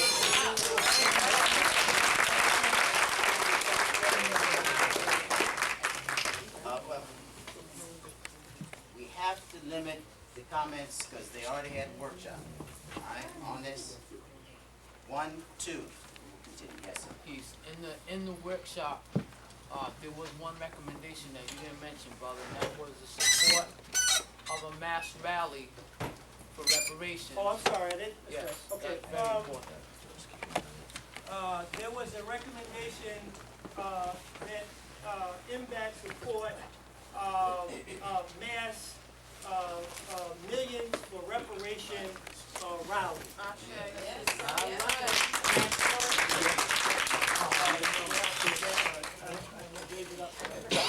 I just wanted to say that, national. I noticed that in the course of your workshop, you didn't discuss anything about having inmates' rights restored so that they can vote. That needs to really be addressed. That was addressed in criminal justice, and we didn't have it in criminal justice. It was in one of the planks around full voting rights and so forth, that some of the verbiage that was here I just didn't go through around people who were in prison and how that was taken away from them and diluted out, so it was included in That issue of restoration and the question of felons is, I know, included. It is in the full report that you have on Yes, on criminal justice. regaining the rights to vote. Okay, thank you very much.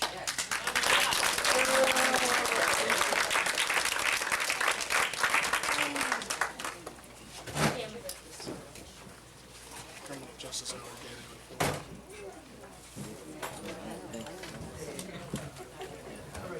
Did criminal justice give us a report yet?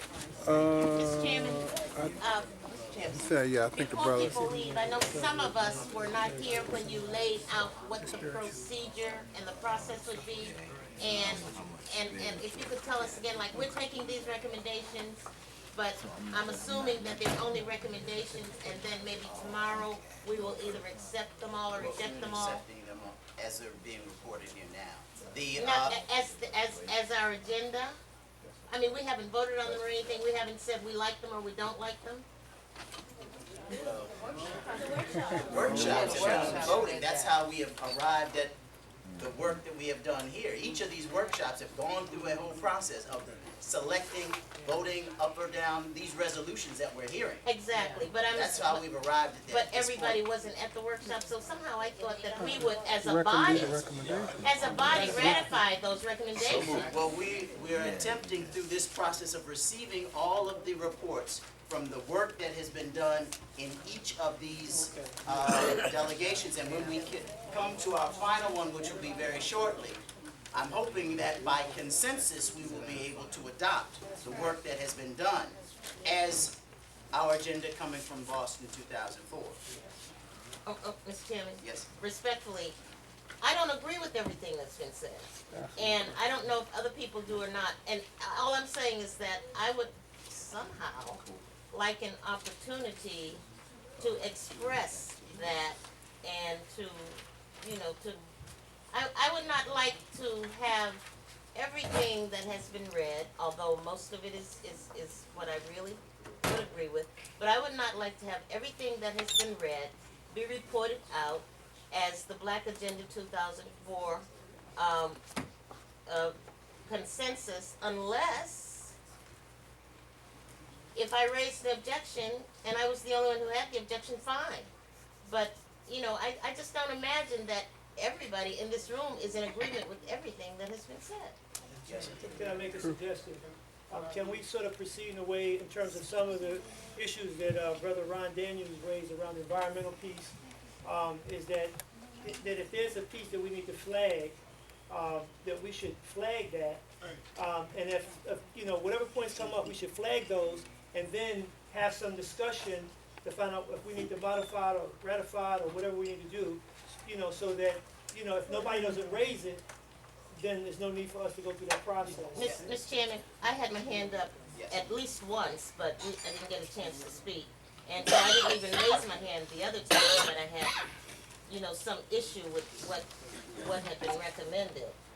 So I would like, and I don't know if other people would like, an opportunity to weigh in on these recommendations in a way that says that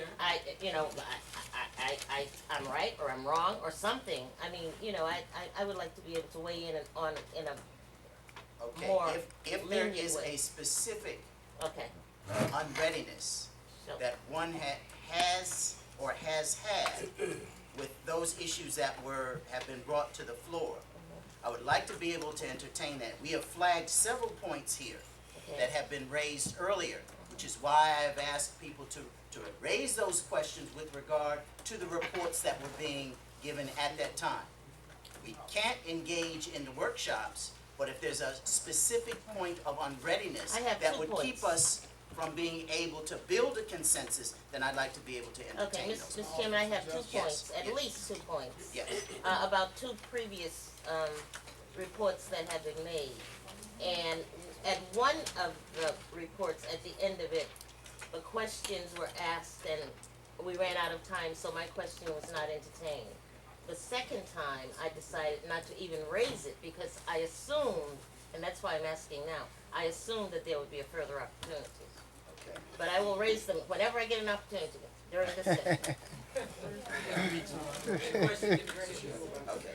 Can I just concur with, This is, I'm sorry, No, isn't this what this is for, flag, whatever your issue might be? these comments or recommendations, yes, please put those in there. No, this would what it's used for. That would in fact be used by the planning group to raise up those issues that we have not been able to address, If you got absolutely. any concerns, to write it down on here. Write it, right on their recommendation form. But Absolutely. Mr. Chairman, Yeah. that's not good enough, because if we write our concerns about the issues, that's only our concern. And the planning committee can say, oh, that person has a concern, but we disagree, and you have not heard from from anybody else. Well, if there are specific points of unreadiness that we have not been able to address through this process, we'll raise that before. Yes, sir. In the back and then here. I just wanted to know when Brother Middlewick raised the point about voting independent in 2004, whether he was flagging that as an unreadiness or not, because that's a fundamental issue. Yes. So you flagged it as unreadiness? What we did was, that's why I noted what the vote was on that, is that it was, you know, oh yeah, yeah. We put it on the, yeah. I think the last thing we want to do is say how we're going to vote as a community come November. That would destroy our power base. And Bush would be very thankful if we were to say right now we're going to be independent. That point has been heard. And that's one of mine. Okay. Was there another point? Yes. I raised it. The one about Haiti. And it was the foreign policy report, and I'd have to look at my notes, but it's, I wanted some further clarification about what the thinking was, that we condemn deposing of elected president in Haiti, and I was wondering if that meant that we were condemning the deposing of Aristide because he was elected, or for any other reason. And I say that because in my community, I have a large Haitian population, and it is split. The opinion is split as to whether or not Aristide should have been gone. U.S. intervention aside, that's aside.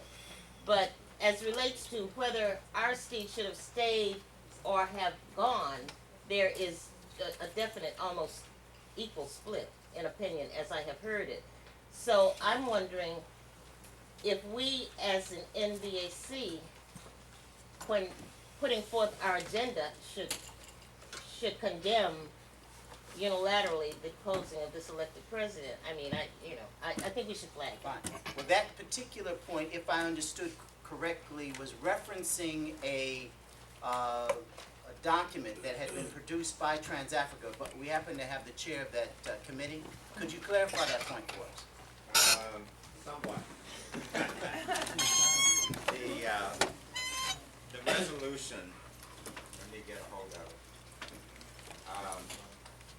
I must say, it's not clear what kind of Haitian input has gone into this.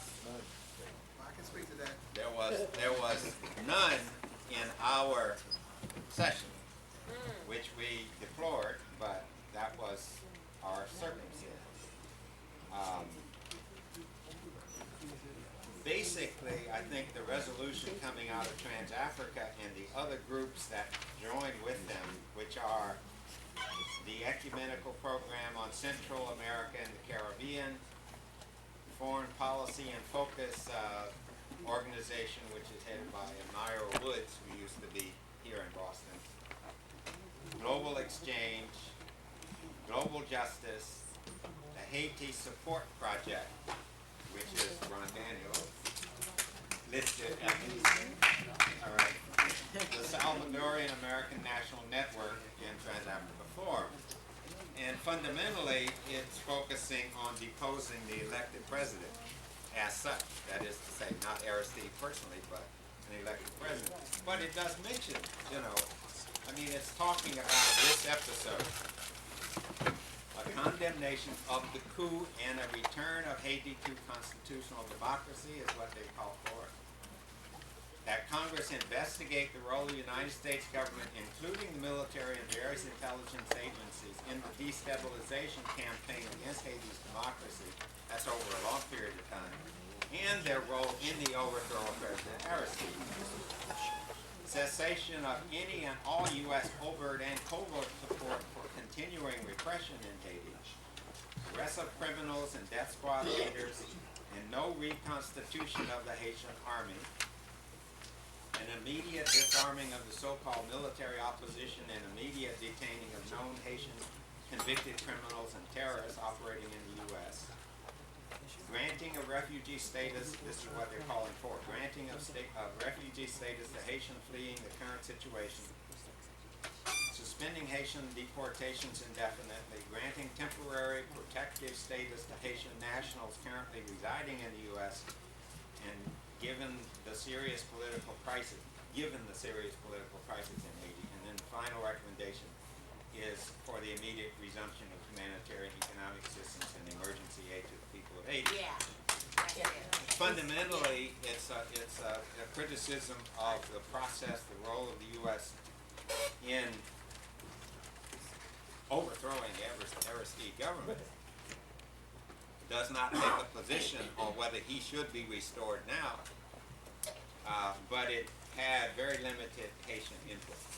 Speaking to that, yes, Well, yeah, because I was very much involved in this process.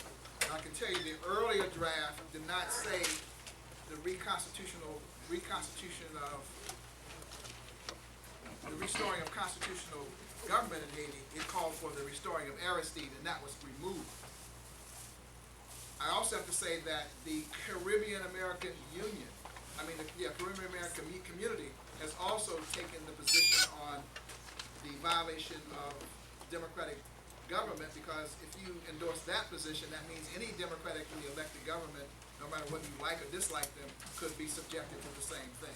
The AU, the African Union, has taken a similar position.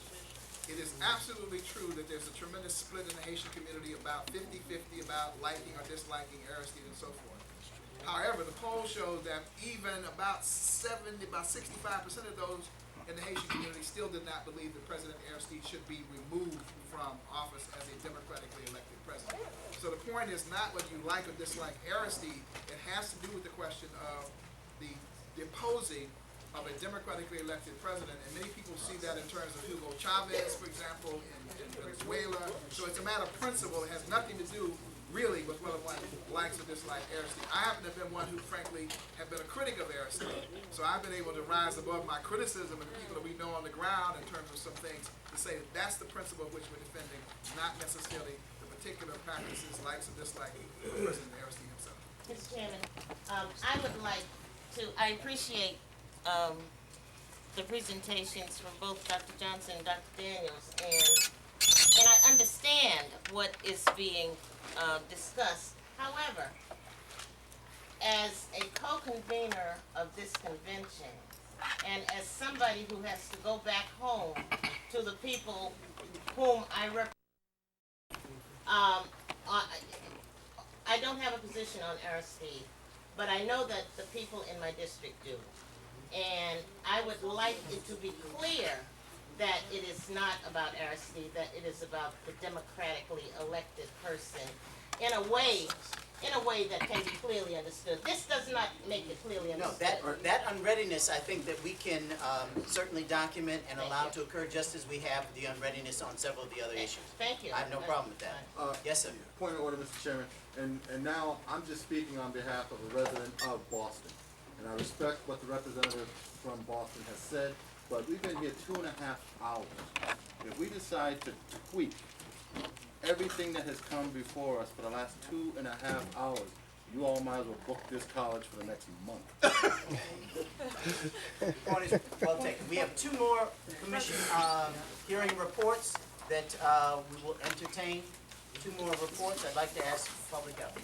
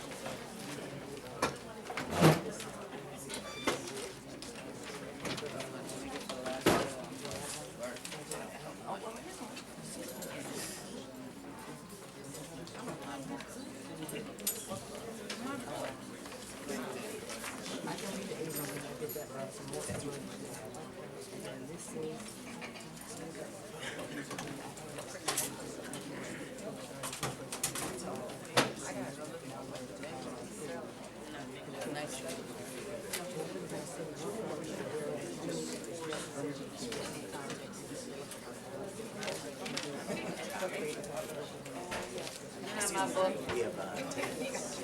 10. No, everybody has 10 minutes. Go. Okay, the public Excuse me. We have 2 more hearing reports, so please, let's give our presenters and the facilitators of the health session our undivided attention. Thank you.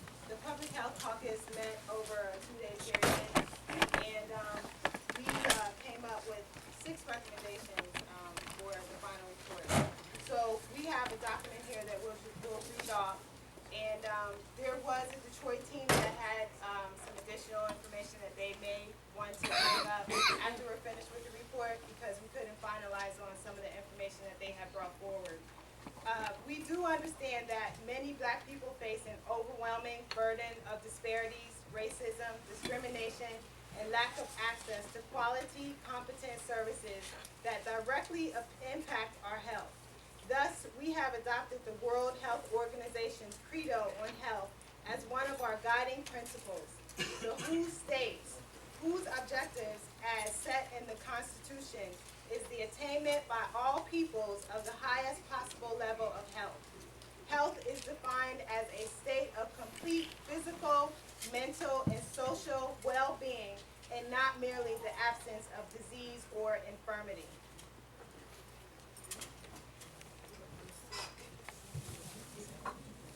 In addition, it is necessary to support our recommendations by reporting Article 25 of the Universal. Speak up. In addition, it is necessary to support our recommendations by reporting Article 25 of the Universal Declaration of Human Rights as adopted by the United States government in 1948. Everyone has the right to a standard of living adequate for health and well-being of himself, herself, and her family, including food, clothing, housing, medical care, necessary social services, and the right to security in the event of unemployment, sickness, disability, widowhood, old age, or other lack of livelihood and circumstances beyond his control. Motherhood and childhood are entitled to special care and assistance, and I underscore that. All children, whether born in or out of wedlock, shall enjoy the same social protection.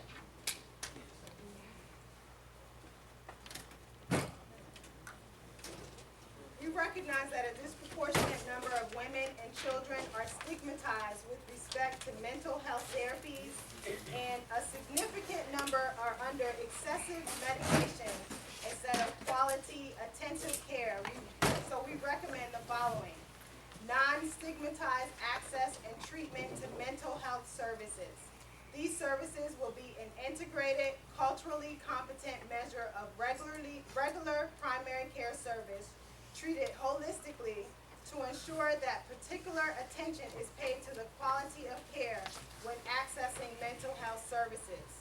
Services will be imparted in the full context of the client's condition and underscore the necessity of prevention and management of everyday stressors that impact upon our mental well-being.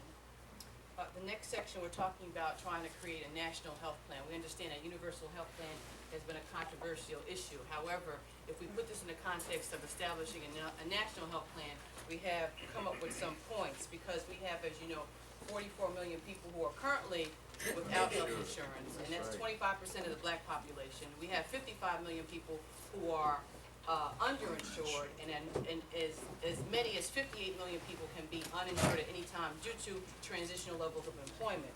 So this is our plan, and once again, and one important thing is that given the current level of health disparity, it's going to take 73 years to reach parity, health parity, as defined by the United for a Fair Economy. So that's something similar to what Representative McKinney was talking about. So this is our plan for our national health plan. Support an aggressive action forming the creation of a comprehensive, integrated, WellCare National Health Plan that supports culturally competent standards with the force of eliminating health disparities.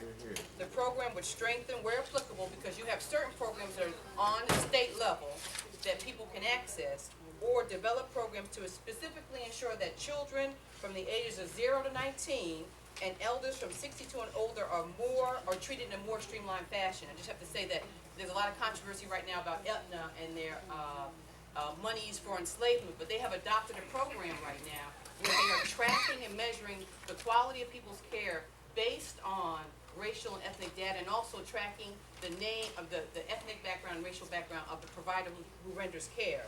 Furthermore, the current prevalence of HIV/AIDS and other infectious diseases, such as multi-drug resistant tuberculosis, requires specific and aggressive attention to life-saving antiretrovirals. This program, as conceptualized, will provide and promote comprehensive health screens, prevention and health education activities, nutrition, fitness counseling, and exercise. These services will encompass a holistic life family center, which is woman and family oriented, with services provided by mid-level practitioners, midwives, physician's assistants, nurse practitioners, and complementary health practitioners. The members demand a radical approach to the funding of the aforementioned program. We support the redirection and redistribution of monies currently allocated for the space program and the defense budget to secure the health and well-being and happiness of all in our community.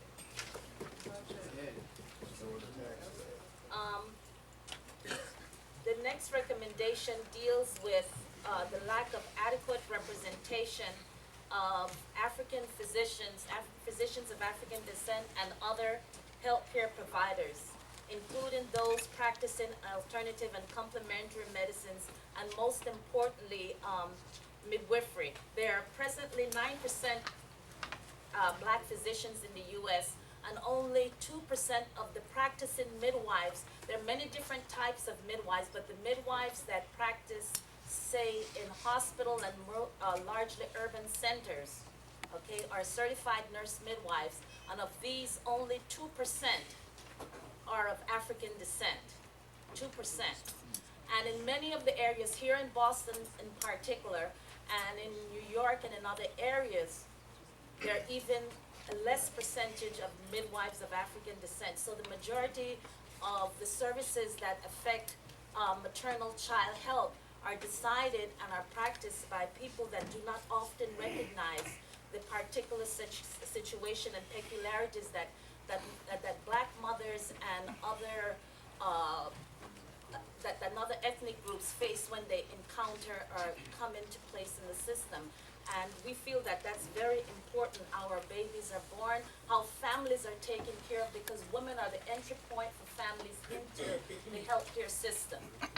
Men wait until, unfortunately, they are very ill before they interface with the system. But women are there, and this is a way to capture the family and keep the community more intact. So given that, we support programs which educate and train adequate numbers of black medical, allied, and paramedical personnel to expand health and wellness delivery systems controlled by black people in their communities. Members of the general body will define adequate, meaning that we would define what adequate care is in our area, because we will then know what we need in terms of our own health and wellness needs. In the interest of time, we're just going to read through the next couple of points that we have. We did talk about racism and how it affects our mortality rates as it relates to cancer, AIDS, cardiovascular diseases, the dumping of hazardous waste in our communities. So we came up with the following recommendation for that particular situation.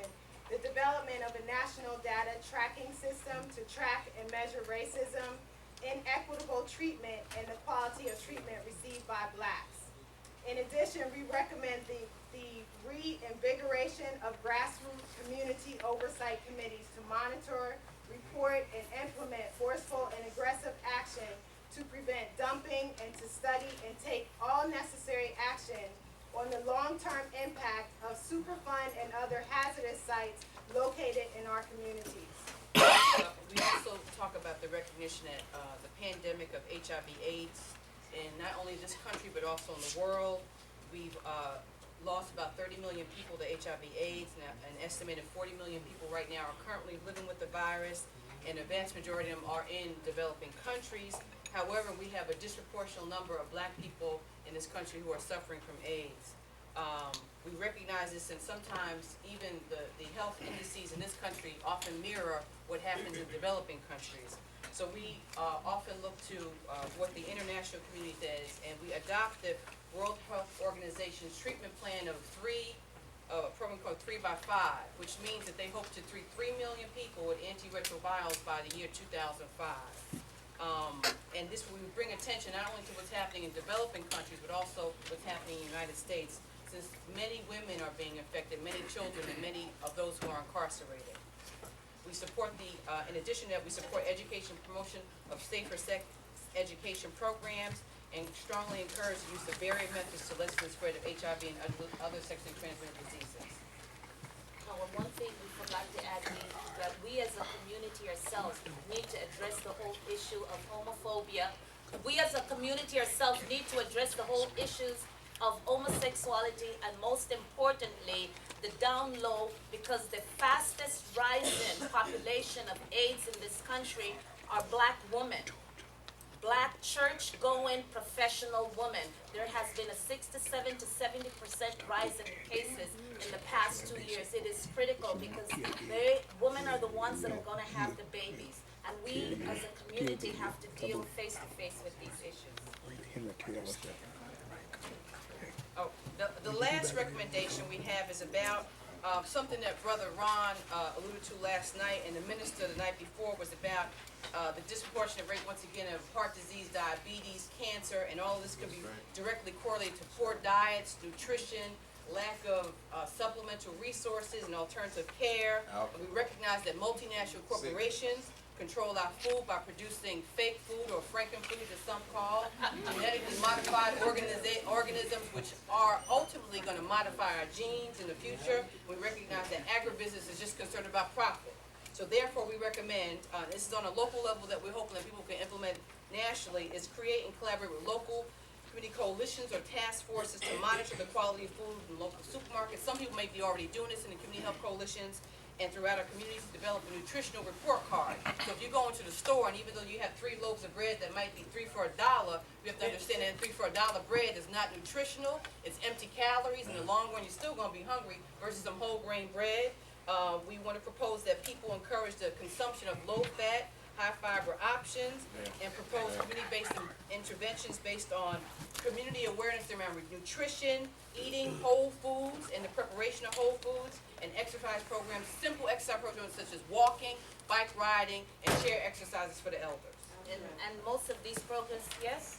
Just wanted to add elimination of smoke and tobacco products and reduction in alcohol consumption in addition to all the Well, others. that's what I was just We going have that, Oh, I'm sorry. we got the Apologies. overtime. But Apologies. you're But right. no, that's what I was going, that's why I was, before she ended, I was gonna add that those things are also very important, but on top of all this, Gotcha. quite apart from that, that is equally as important, is to address the domestic violence and incest in our communities. Again, I have to bring, because we're affecting women and we're affecting families, to speak on these issues and to set up training sessions on parenting. That's right. That's right. And those are very important issues and recommendations that we think can be applied nationally, and we're gonna be kicked out. We did have an issue on the table about melanin research that was brought by the Detroit team. The reason why we didn't address that and have that in the final report is because there wasn't enough information, there wasn't enough expertise in the room to deal with the issue on melanin research. We do understand that melanin does protect us from diseases, so we're not eliminating that. It's just that we didn't have enough information on the table to address it. Thank you very much for your report.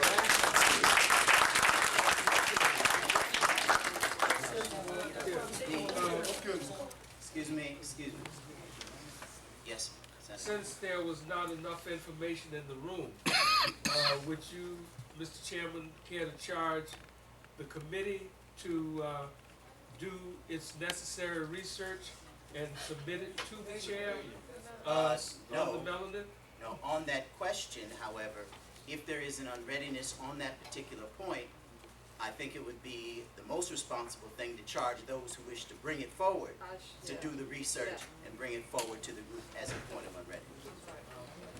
Now, if there is any, having heard the report, any point of unreadiness on this report or concern with regard to that, we will accept those points only.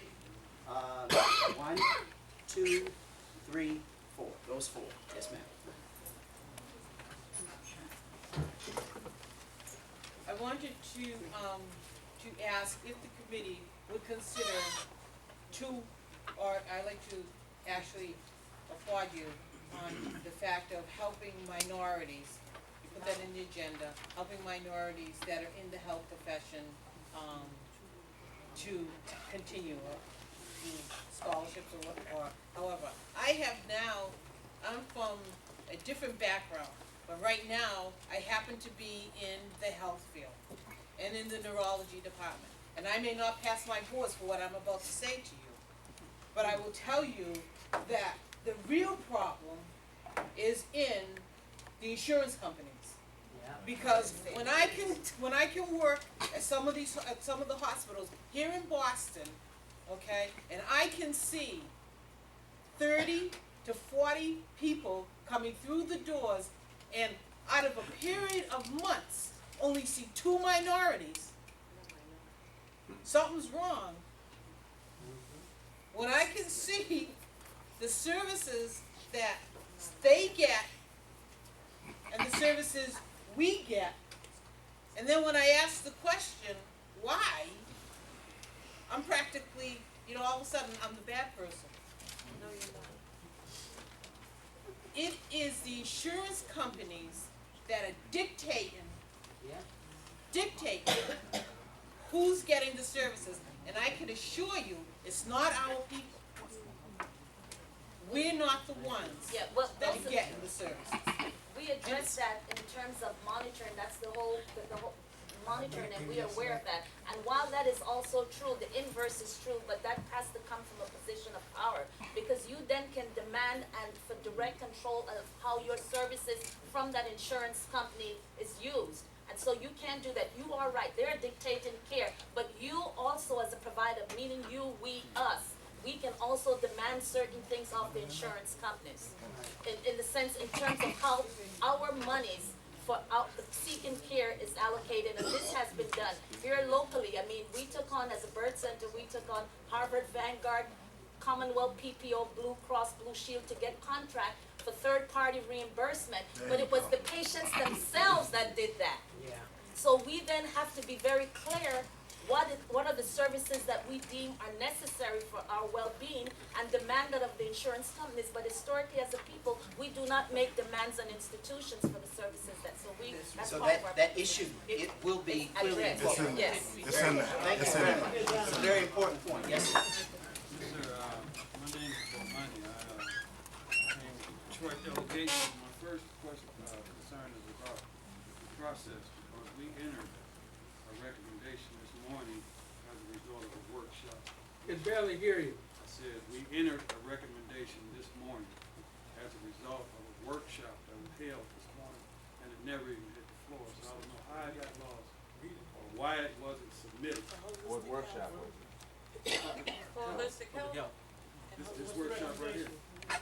The recommendation was that, excuse me? Was that I submitted it to, our people gave it to you. was that some recommendation submitted through the facilitating process of the facilitators in the No. workshop? Yeah, because no facilitator was there. No. No facilitator was there this morning. No. Well, we had the workshop anyway.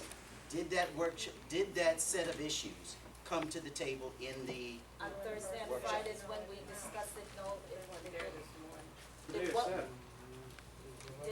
We it had a came- workshop this Is morning. there a point of concern though? Yes, You raise it, yes, sir.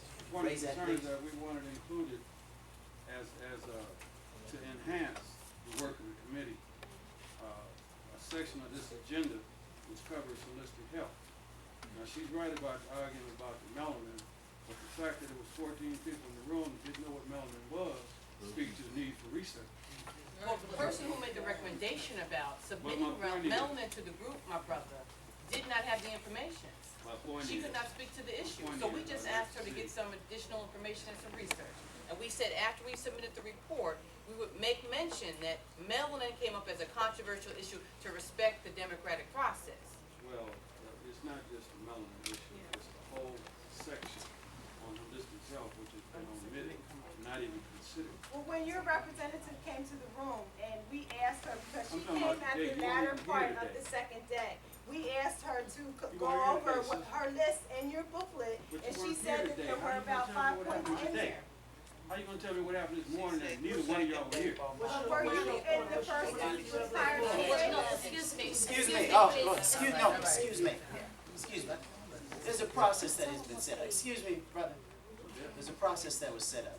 The issues in your agenda came to the committee to be considered by the committee. Not today. No, excuse me. Not today. Excuse me, brother. They came to the committee, that was put on the table. The committee had established a process and a way in which it was to work. They had agreed in order to pull all of their recommendations that had been brought to their committee, including yours, on the table, that they had then adjourned to pull their synthesis together. That's how they had agreed to synthesize those recommendations. If they're, excuse me. It's not true. What?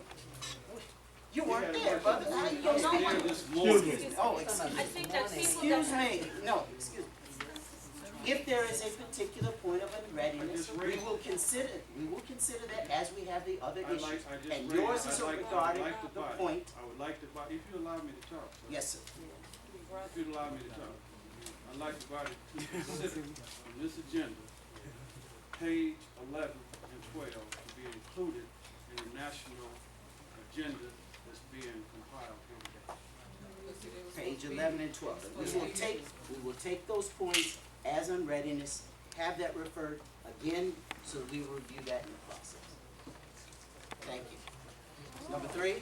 I have a research report on melanin that explains it, the chemical molecule, the biochemical processes, melatonin, neurochemical transmitters in the body, and if the work group on public health and health would like to have that, I can submit that for further information and consideration for your work. Okay, just thank you very much. Good. Thank you very much. The only reason why I'm saying that is because someone said that they didn't know what melanin is, but melanin is a highly No, researched area. we were very clear. That was not the discussion. No, I think that that was not part of the discussion. The discussion was not what melanin is. Okay. That was not the discussion. We were trying to put it in terms of a document. Our charge was to develop a set of resolutions, okay, to be placed on a national agenda. That was our charge as a group.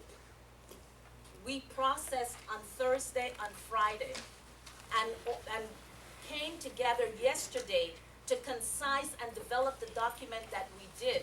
When that was brought up during the synthesis process, the discussions had already taken place.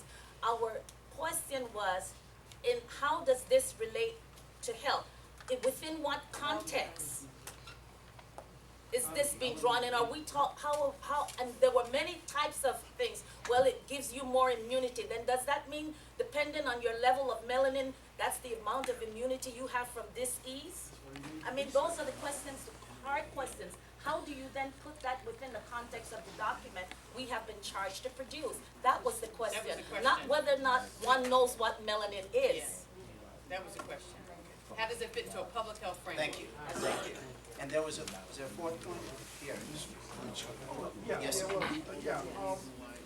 You said in your report that you would like to have. I'm sorry, I can't hear. You said in your report that you would like to have, hopefully there's a lack of physicians in terms of lack of physicians. You would like to increase the programs to teach more people regarding the health field, about getting a lot of medical information, because it seems like a number of people within our community do not have enough of medical information in regarding to, for example, like you started talking about the various diets and so forth, the various type of food that they eat and so forth, and that they're not aware of in terms of when they go into various stores and buy food and stuff like that.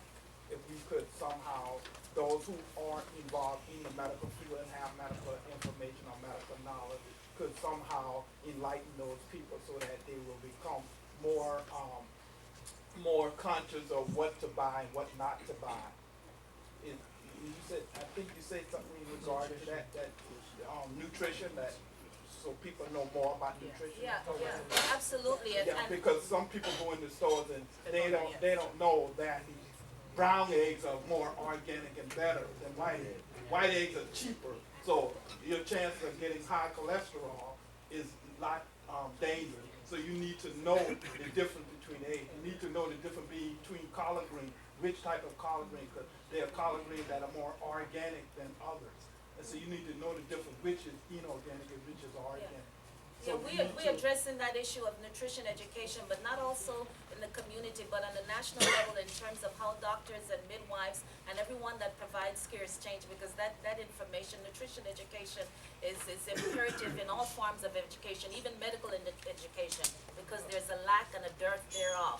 So we're talking about changing the whole thing, or enhancing it rather. Could we possibly So put that's in been there? addressed. Yeah, could we possibly put in there to, hopefully to get a group of black physicians and people in the health field together to educate the people more in the medical health field? Because I think a lot of it has to do with, when our people do enroll, I found that when our people enroll into the medical health field, that a lot of them are cast out or being thrown out because of lack of knowledge. Previous knowledge. Yeah, it is. It's embodied. But there also is existing, brother, you may know about this, the National Medical Association, which does a phenomenal job on educating breast providers, and they also have a website that people go to, but we have included that, but we can't talk about everything. Right, I know. For now. Me neither. Okay, well, thank you very much for your report.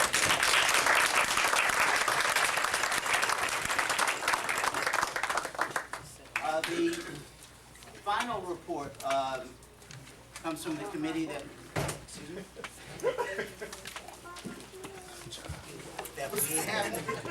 that we have not heard from, which is obviously extremely essential to all of the work that we're doing, focusing on cultural and spiritual development.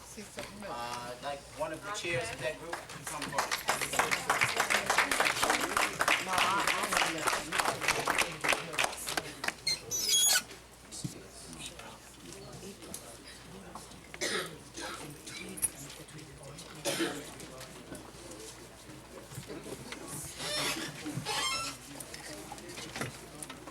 Brother Askia Toure.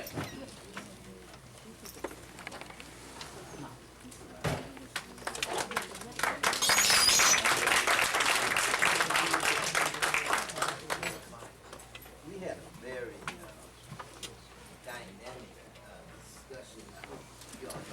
If I sit down, can you see me if I sit down? Can you hear me? In the back? Can you hear? No, go ahead. No. Okay. Speak it. Okay, go ahead. In the Culture and Human Development Committee, we had a very lively and rich discussion. I think people were kind of laughing in there. I was very particularly inspired by Sister Charity from Detroit. Amen. and my brother, Reverend Lester, Luster, and also young brother Jawad. Bless him. Fired up the whole place. With his I guess some of the elders would say stubbornness, but the young brother stuck to his points. That's right. That's right. Questions. But we talked about, the whole question of what happened to our people. Why did we go from black power to gangster thugism. From sisters and brothers to the negative language and so forth, and the negative content. So, and Sister Charity was very powerful in describing the, I guess you would say, the Detroit Renaissance, so to speak, in terms of the healthily developing the whole village concept. And we had a brother who was formerly from the Bronx. I think he works in another state now, and he went on to describe how what she was describing was happening all over the country. And then I added to what she said, because we were talking about communications in terms of like how a people moves forward to liberation. They develop a vision of liberation. In order to develop the vision of liberation, one has to have visionaries. And then the organs of that movement are the journals and so forth. And I began to name the revolutionary journals of the 60s and the magazines. And she said, what? She said, what? I've never heard of this. I said, of course not. Then we got to what happened that this beautiful dynamic sister with all her power and everything hadn't even heard of what happened. Then we said the U.S. government counterintelligence program to destroy the militant black nationalist movement. And we talked about the first big drug holocaust, which was not crack cocaine, y'all. Some of the old heads in here remember from the Golden Triangle in Vietnam, heroin. That's right. Heroin, which swept through. That was the Teach, time Elder, teach. had the last poets in Harlem and all kinds of dynamic groups. So we were also not only discussing, and then Reverend Luster, while we were kind of waxing forth about the village, Reverend Luster said, well, what if the village is sick? You know, it takes an entire village to raise a child. So, well, what is if the village is sick? Then we got into that. How do we struggle but heal while struggling? That's right. Trying to transform reality. So Reverend Luster raised a point. You know, we were talking about how the black communities in that early period were like liberated zones. That's right. With what? People's armies defending them. That's what it was. And we talked about not only the Black Panther Party, but also the Deacons for Defense, Justice in the South, and so forth. That's right. Yes. And Reverend Luster said, we got to get mad as hell again. People had lost a lot of heart.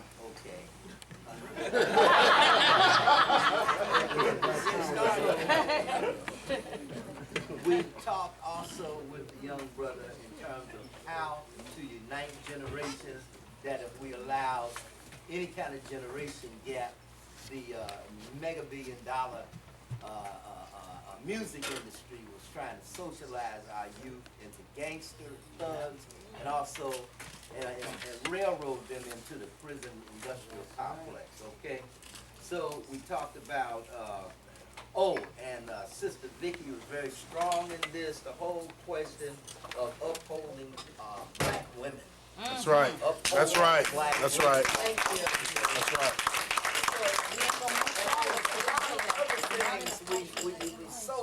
So many very rich issues that we raised, but I have to get into the meat. The meat. So the first one was, let me begin reading. This is point 1. We support the establishment of councils of elders in order to draw upon their appearances, knowledge, and wisdom. These councils will reestablish respect for our elders and provide a means for advising, counseling, guiding, and resolving conflicts within our community. We recommend that these councils of elders develop and promote intergenerational activities within the community. You know, community picnics, community festivals, gatherings, and so forth. We support and encourage establishment and maintenance of independent black print, electronic, and other journals recording our stories and movements. These vehicles will promote our worldview and maintain cultural unity. We support, wholeheartedly support African-centered education and the African-centered educational movement. These institutions will support the development, liberation, and empowerment of African people throughout the world. Another recommendation, we propose that the NBCA recognizes February 21st the assassination of our dear brother Malcolm X, April 4th the assassination of our dear brother Dr. Martin Luther King Jr. as National Day of Mourning for our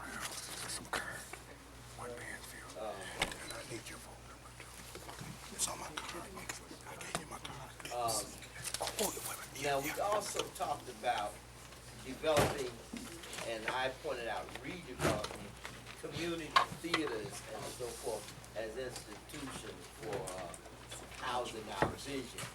We will create and support the allocation of sacred space that particularly targets troubled areas and black families in all our communities, where films, lectures, and light music and spoken word and books that reinforce our humanity are readily accessible to our intergenerational population. We will create mechanisms that safeguard and reinforce the positive reputation and value of black women, and economically and socially ostracize and combat those forces and individuals and institutions that demean and degrade black women. We have to be vigilant that transmitters and caretakers of our culture are respected and protected, so that self-esteem of our children, both female and male, is defended and secured. As the Caribbean proverb teaches, quote, what goat eats, kid sucks. We will create a movement that guarantees that all public and private school teachers, both black and white, teaching in predominantly black schools, nursery through high school, are trained in the cultural history of black people and in the African belief that our children are returned ancestors and therefore sacred beings. We will create a movement that ensures that historically accurate history textbooks such as African American History, A Journey of Liberation, produced by Malefi Asante and Dr. Rosalind Jeffries, is utilized in every urban and predominantly black high school in the country and around the world.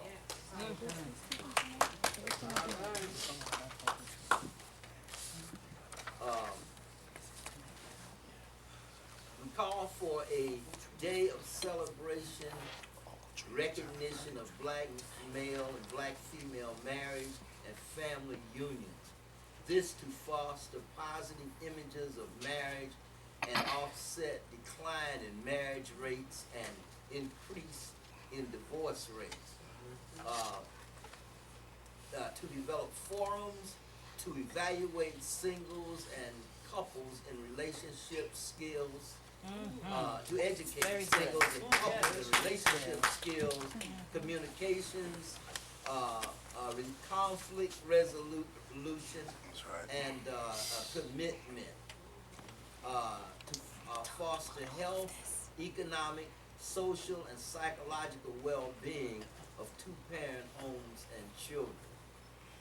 And what was pointed out, people were saying that so much was pointed in other areas, but we still have millions of two-parent homes that are not being properly upheld or supported. Our younger brother submitted this final one, utilized the industry of the urban environment as an avenue to generate money and support in an effort to create change, he was talking about the artists, the local artists and writers and stuff. And on that, and then we get now. Did you all hear about our brother Dana Chandler? They attempt to destroy his mural, the great mural on education right there at Dudley Station. They're moving to destroy that great mural. That was one of our great walls of respect. Okay, so we know we don't even have to go into that. We know what's got to be done with that. So those are that is it. I was hoping that Dr. Reginald would be up here with me, because Reggie, I know I probably left some stuff out.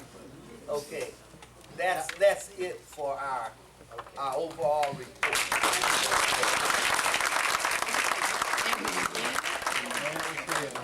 Are there, with regard to this, any particular points of unreadiness or concern regarding this that would allow us to be unready to consider all of our recommendations that we've heard?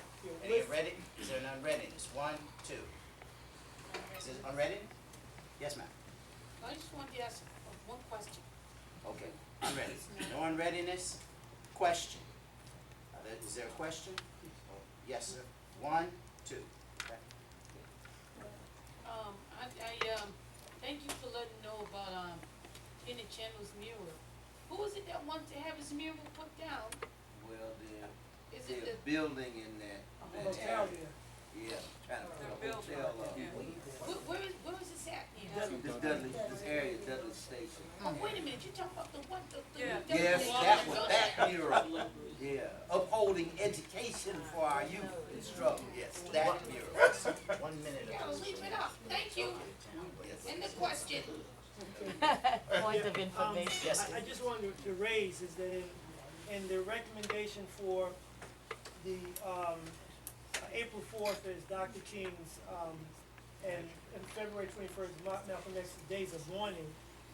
One of the things that would be good for the agenda, the National Black Agenda Conference to do is to support everyone who's in here, that when they go back, that they can conduct 2 minutes of silence for Dr. King's on his assassination day on April the 4th to honor that National Day of Mourning. That if we're ratifying that to do that, so that's some action that we could do. That people can organize wherever they are, whether it's in their homes, because it's on a Sunday. If they go to church or whatever they do, they can encourage 2 moments of silence during that day for Dr. King.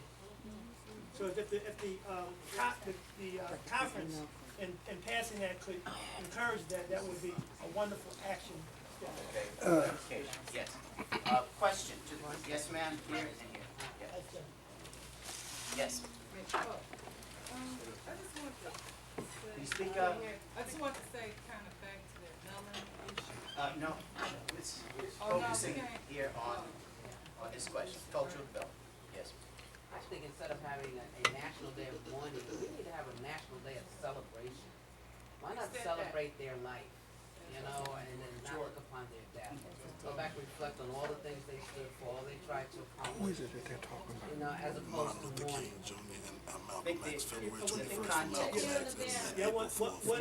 Yes. When we say mourn, we say being silent to reflect, but to celebrate by struggling, doing what they did, and not necessarily by partying, but continuing their tradition. So because this has been our problem. We're not doing what Dr. King has done. We're not doing what Malcolm has done, and that's why we're here again today. So Dr. King had opposed the war. We need to oppose the war. He said that it's shameful for them to spend millions of dollars in the war, and destroy social programs. We need to raise that question, but we need to reflect for a moment and think about his ideas and his philosophy, and now let's go to work. That's why we say we need to do this. So we celebrate through action by reflecting. So we say National Day of Mourning because we need to deal with the pain and that loss of that individual, but we need to celebrate with action. Yeah, but the only thing is, as African Americans, we don't celebrate anything. Every other culture does. Haitians have their day, Jamaicans have their day, but we don't have not one parade. Yeah, we do. Wrong. But I think that the point of what Carol is suggesting, I think should be, the committee should consider that in terms of how we express our concern with regard to that. Yes, sir. I was just wondering, did you discuss Juneteenth at all? Anything regarding Juneteenth? No, because we were kind of focusing, because these things that we do, I have to say one quick thing, because one quick thing from the fair guy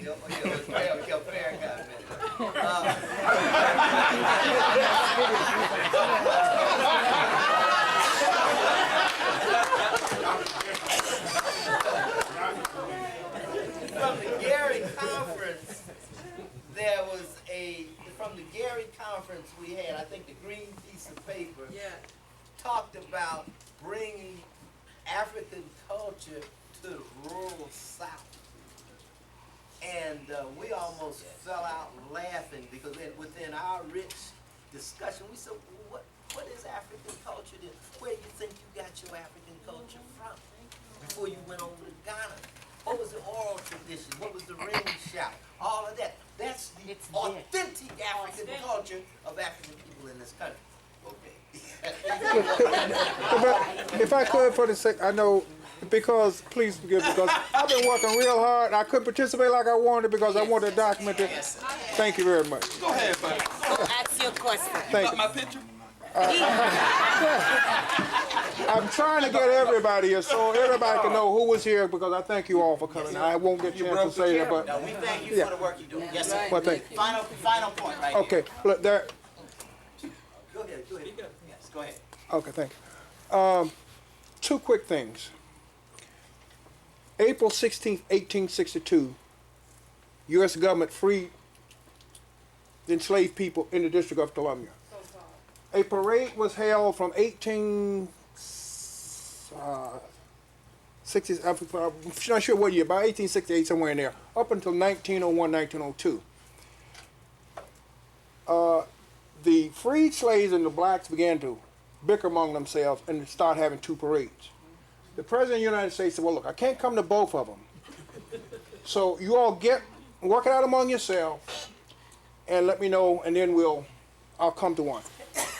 They stopped having the parades until a few years ago, when Brother Ben Chavis with the NAACP, he was invited to the African American Day Parade in Harlem, where you have over 1 million black people for the last 30, whatever, some years.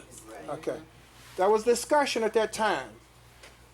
Elder Yehuda, who was dead, whom I learned the word reparations from, back in when Lining was running.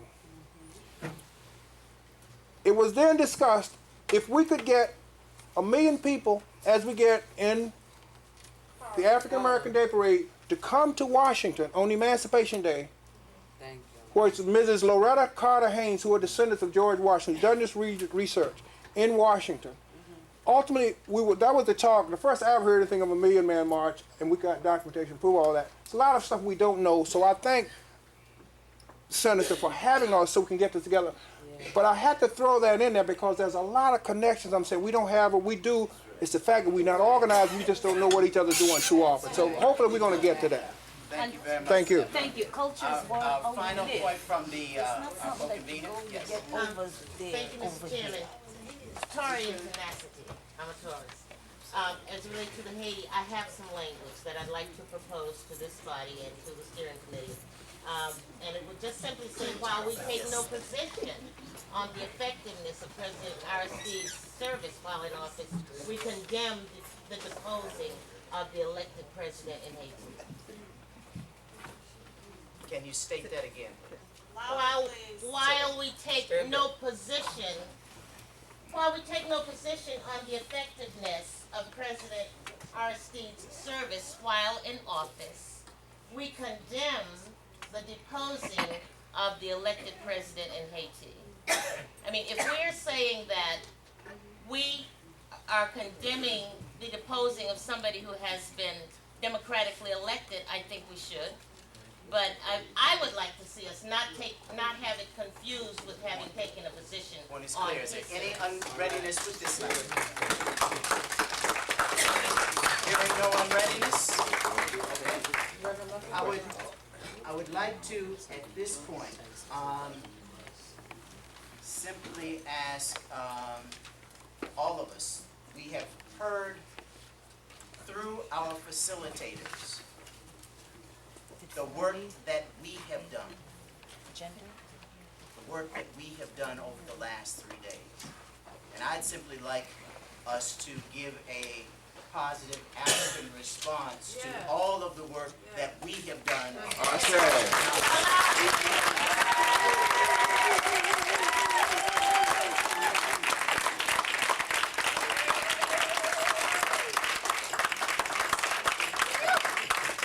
there's no unreadiness, I would like us to, having received all of the reports that have come forward, by consensus to accept these, given the points of unreadiness, to be considered by our committees. Can we accept by? So consent. I So consent? Thank you all very much. Let's keep ourselves.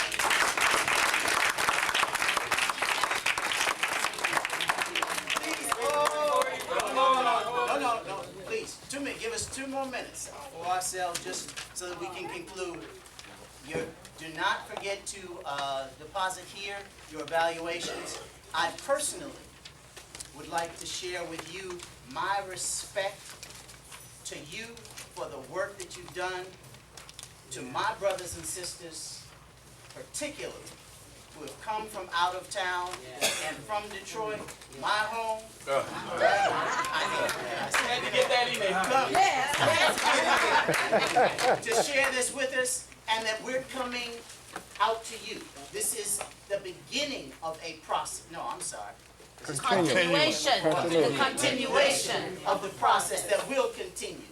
And that the information, I assure you, will be pulled together, will be accessible to you, to use at home. We'll be sharing it with other communities. We're meeting tomorrow. This evening, please note that the buses should be here now to carry you back to the hotel.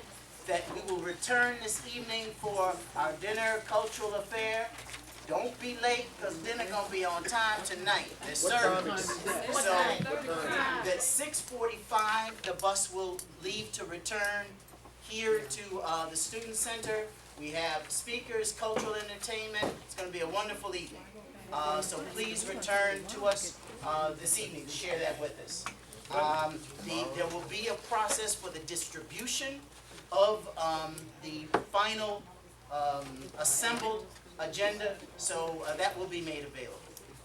Senator? Yeah, and before you go, I need to call on Brother Ron Daniels for 1 minute. Let's give him 1 minute. I want him to explain the Haitian project particularly, and to tell you, and I will suggest to you or recommend what we'd like to do about it, if you don't mind. As Ron is coming down here, please, any facilitator who has not seen me, please see me before you leave the hall. Thank you. 30 seconds. Are we meeting tomorrow? 7 in the morning. Yes, we're meeting in the morning. Actually, we can meet right here in this room tomorrow morning. What time? 9 o'clock. No, this is it. We will have to give it up at 12. So I'm asking everybody to be on time for any wrap-up and last-minute details.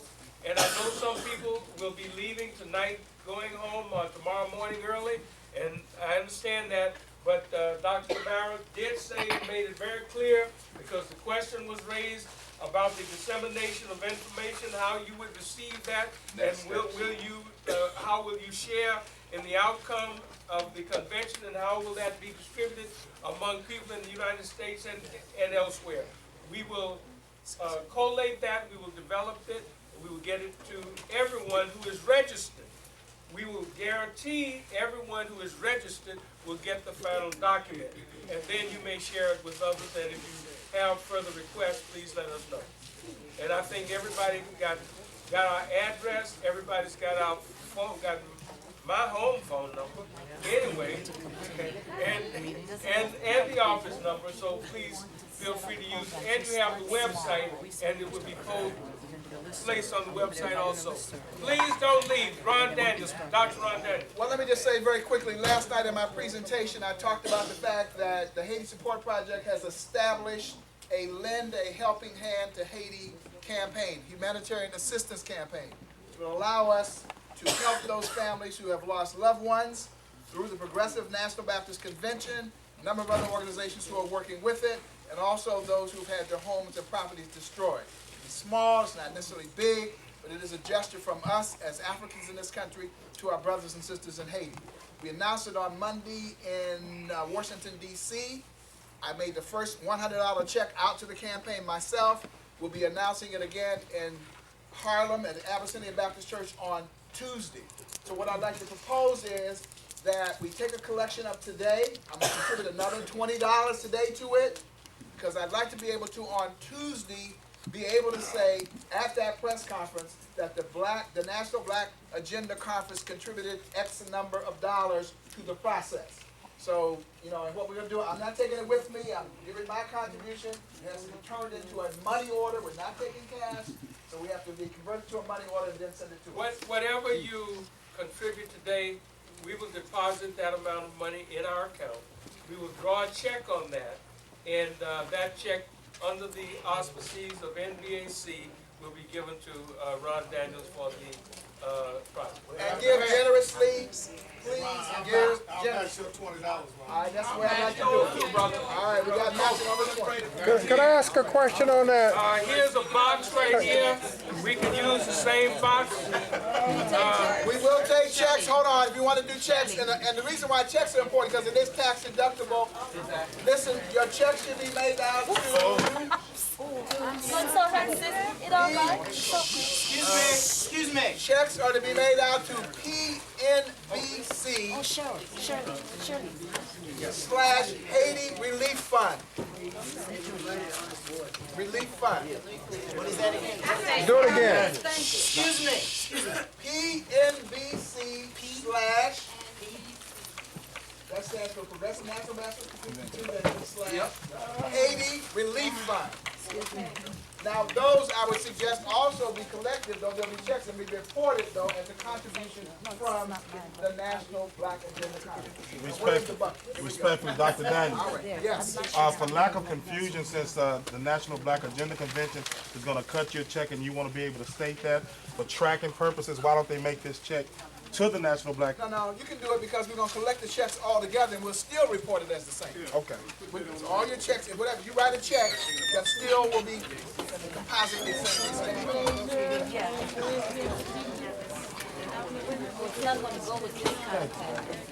Don't be late for the dinner tonight.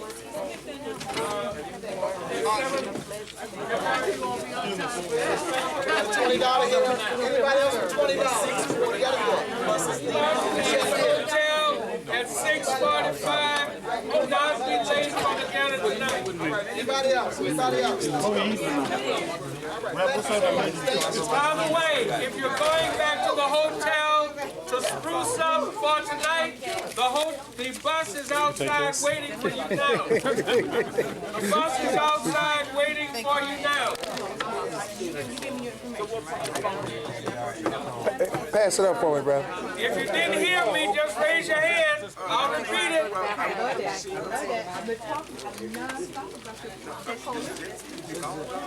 Okay.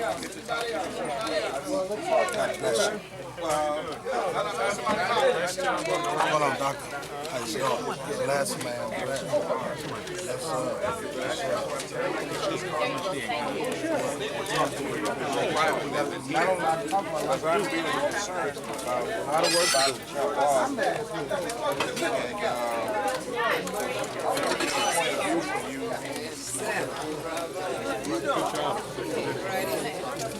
I don't know how you got out of this. How did you get out of this? Listen, How did you get out of this? the elder,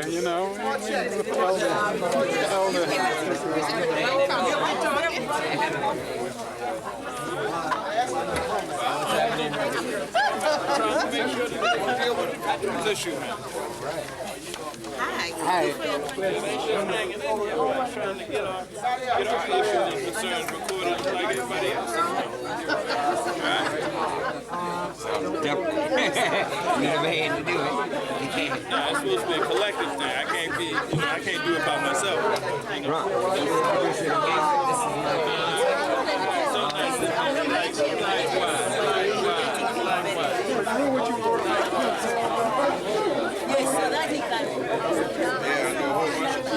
I gotta put this evaluation in my scooter. You doing, bro? All right. Bless, man. Bless. I don't know. No, and I got something I want to give you. I guess there was some people that Okay, I got something like the homeless resolution I just gave to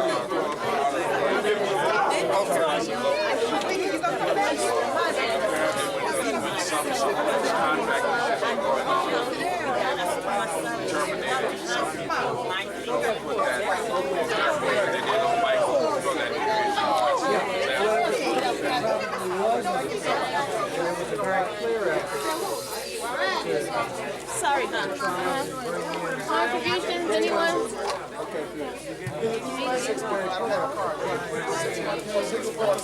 What you want to get to that one?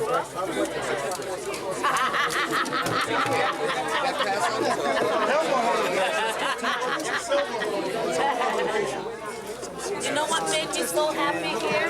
I plugged my wallet and not a penny was lost. And I panicked when I get home. Should I call my credit card company? Should I do this? Should I go through that again? Because I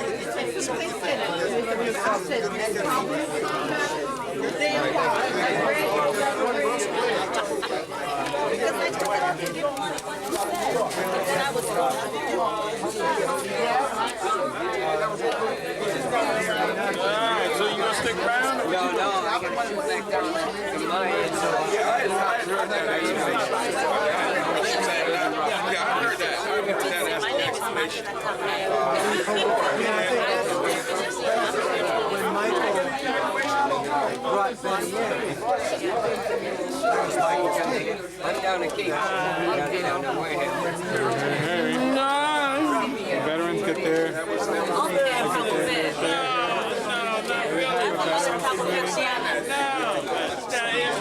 And it's no one person's fault, man. Because I spoke to Bill. Bill said he had called Ralph. Ralph never got back to him. Never followed up. He had reached out to Ralph.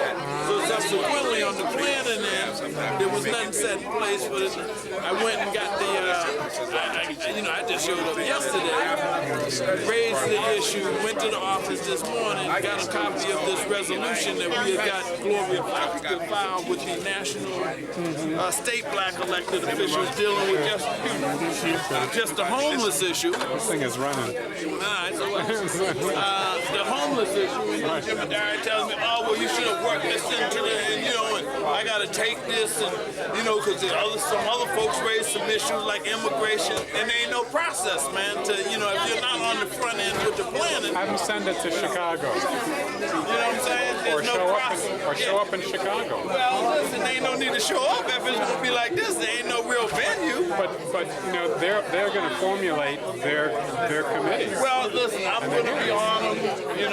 To put it in. I'm going to communicate with the good doctor. I'm going to raise the issue again with, because I said even though I gave him the resolution on the homeless, that's not a comprehensive thing. It's only deals with homeless.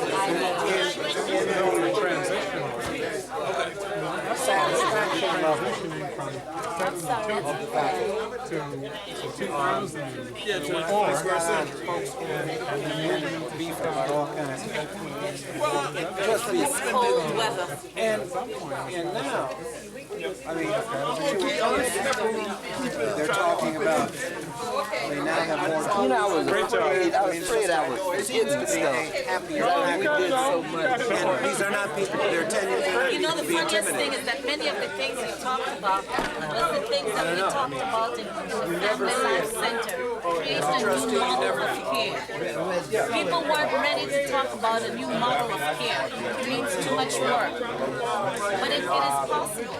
because one of the things I was talking about, my hippie friends that live on the farm, for 30 years have made a living model of their cosmovision of the world and created a new culture because we were engaged. But, you know, and then they gonna come yesterday after we finished our meeting and saying that we need to preserve the melanin. I said, how am I going to preserve the melanin for one purpose? Because they're saying the more melanin you have, the less learn how to do it. I said, I can't. You don't believe me? That's what this is. You don't follow this.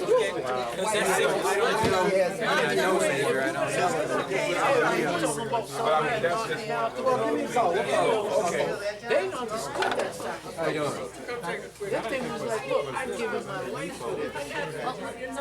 But it's better. That we have to If you heard it, we have to come together and try to hear from each other and develop from each other. You know what I'm saying? Because we can always go out there and we can be not equal.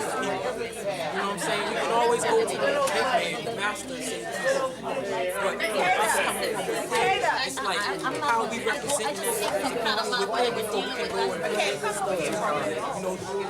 and the people up there in high places. You know what I'm saying? So much. You know what I'm saying? That's a situation that we have to consider ourselves. They want to leave that one alone.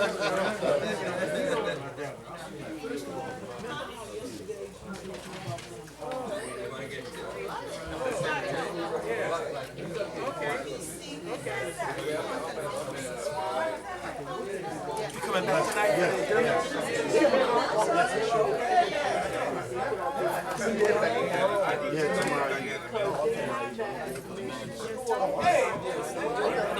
And they're going to be ready to come out. We are very gentle. Okay, I was giving you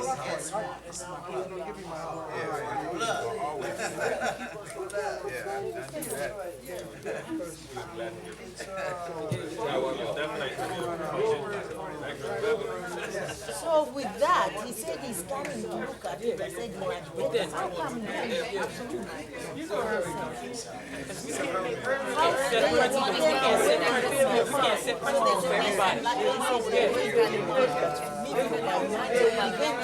But yeah, we can set precedents. So that the other things that's what I'm saying.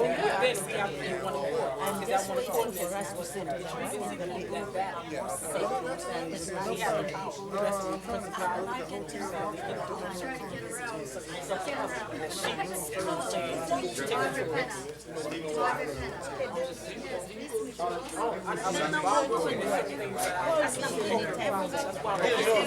I said, oh God, my eyes are on back.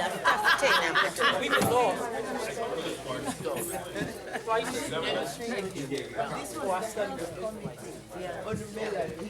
I still got this thing running, don't I? I want to get my buddy over here. You make sure the person understands what his job is and what he's presenting. See, when I'm out here, I'm representing my family, even though none of them are here. I can say when I leave here, I represent my mom and daddy well, you know, because that's how they raised me to be. They raised me to be raised to walk my family. And there was a time I all the hammer pants and everything. Hey, how you doing, thing? But most of the time, it gets to be old and it gets worn out. You know what you got to really do is the person like myself. I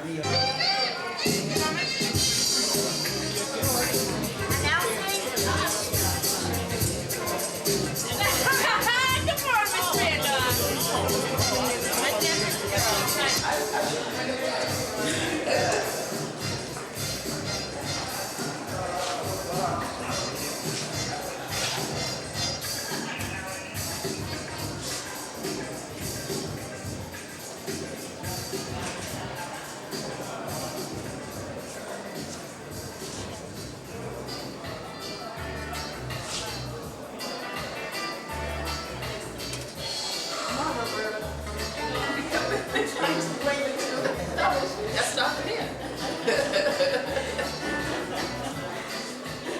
She is beautiful.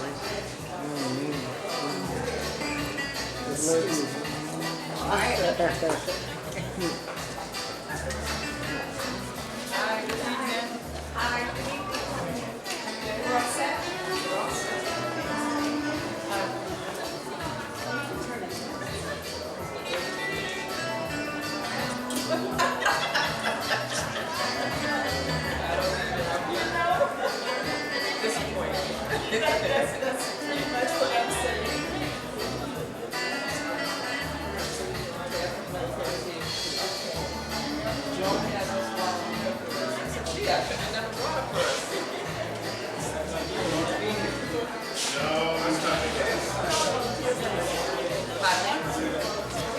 They're all sitting in there.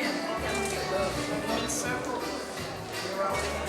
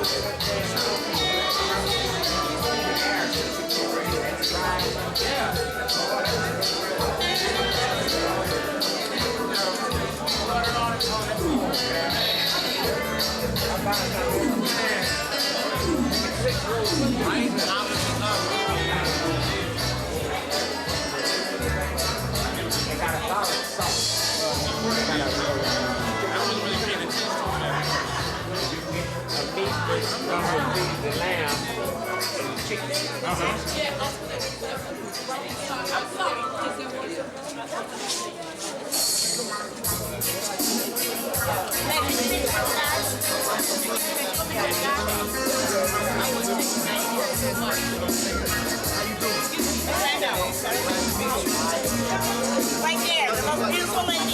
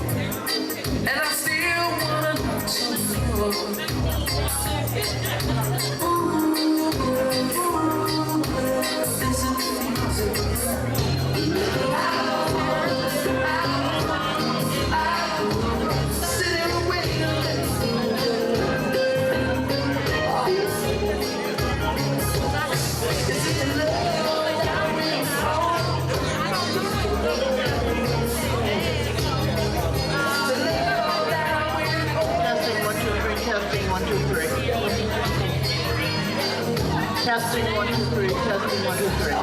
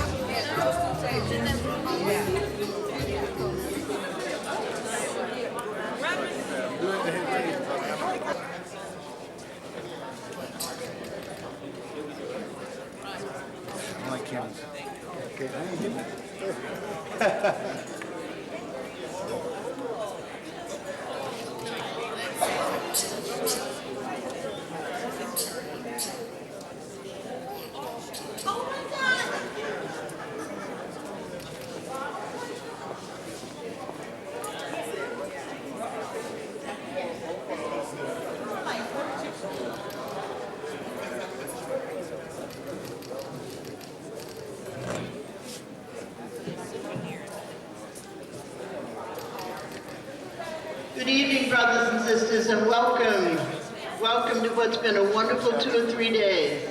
Before we get the program underway, I would just like to call your attention to the raffle. There's a raffle. Tickets are $1 or 6 for $5, and there are lots of nice things, gift certificates and photographs and earrings and a wallet, compact disc, etc., etc. So when you have time, please go check out the things there on the table, right?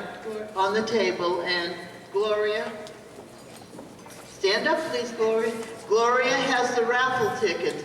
Now, $1 or 6 for $5 is a bargain, so remember who has them. I'm Sarah Ann Shaw, and I'm going to be the Mistress of Ceremonies this evening. And to welcome us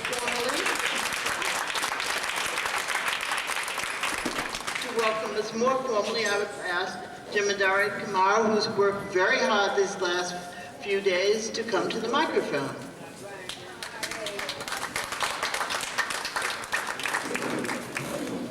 Thank you, Sarah. On behalf of the local organizing committee here in Boston for the Black Agenda Convention 2004, I would like to formally welcome you to our dinner, evening cultural edutainment celebration. You know, as part of our African community processes, after we work hard, we have to celebrate hard. And breaking bread and sharing communion is an important part of our family process. And as we've gathered here, coming from parts near and far, I'd like to welcome you to our family celebration, because we worked very, very hard over 5 days. There are many people who couldn't join us here this evening, many of the young people who were here all day on Wednesday, even after the snowstorm, who came out, who braved that, who spent the day working, sharing their energy, their ideas for a vision of our future. Those of you who've come from parts far across the country, California, Detroit, Alabama, Carolina, DC. You know, we've had folks from all of those different places represented in our process over the last few days.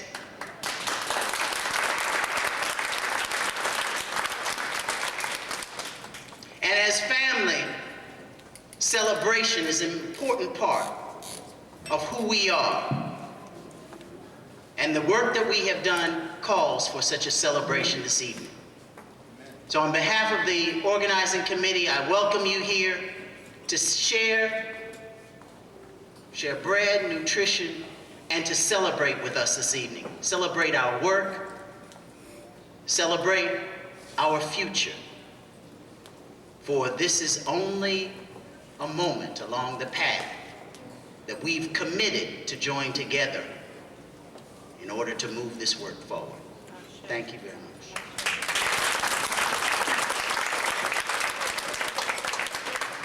And now for the invocation, Honorable Reverend Donald Luster, the Mayor of Dixmoor, Illinois.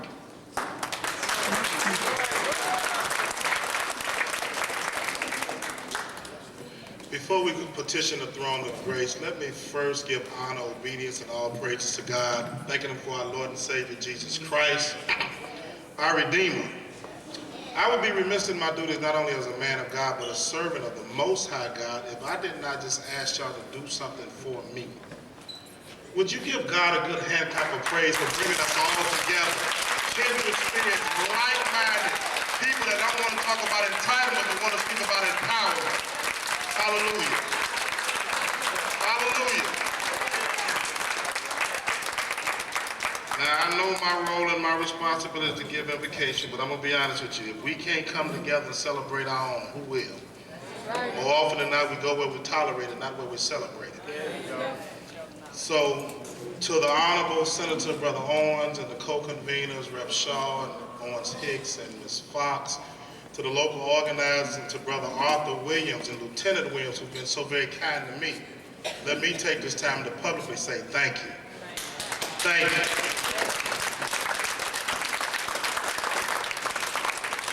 And I would encourage each and every one of us here to embrace the vision, to run with the vision, and to not leave it here in Boston, Now let it be another 32 years before we come together again to kind of check or evaluate the progress we've made. There is a process for our progress. That's why we're here. Now allow our potential to align with God's purpose so we can move in his power. Yeah, I just said something.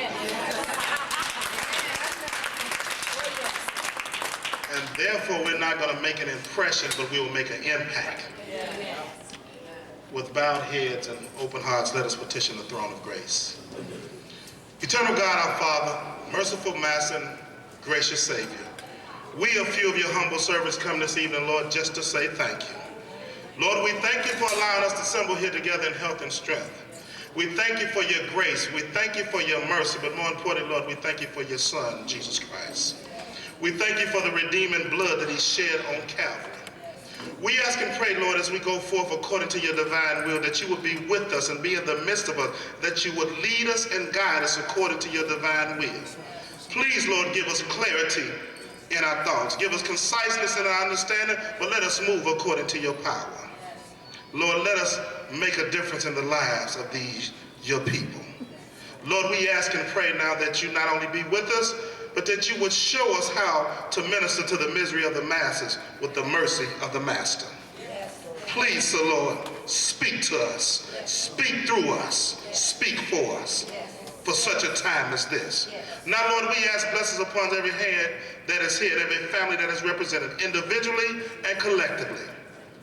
By your spirit, Lord, where there's a spirit of hate, replace it with a spirit of love. If there's a spirit of despair, replace it with the spirit of hope. If there's a spirit of fear, uncertainty, and doubts, Lord, replace it with your spirit, God. Knowing that we can do all things through your Son, Christ Jesus, that strengthens us. Bless the hands that prepared this meal, and bless us individually and collectively as we partake in it. May it be filling and nourishing to our physical body as your Holy Spirit is to our soul. In your Son, Jesus' name, we say, thank you and amen.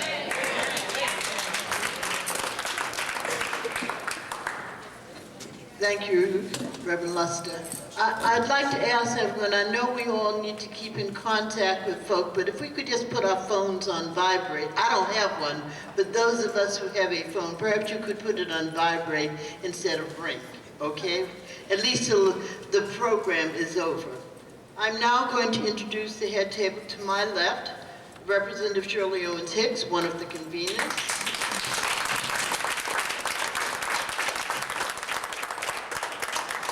Next to her, David Hall, who will be our guest speaker, and I've heard him speak and he is marvelous, believe me. A man who needs no introduction, Senator Bill Owens, another convener.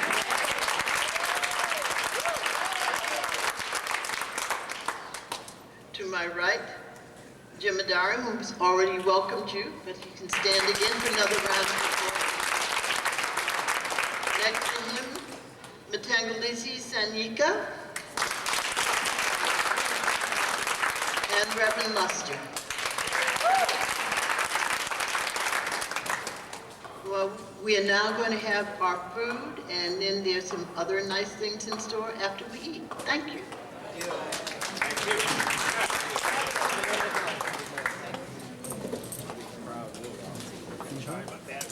Okay.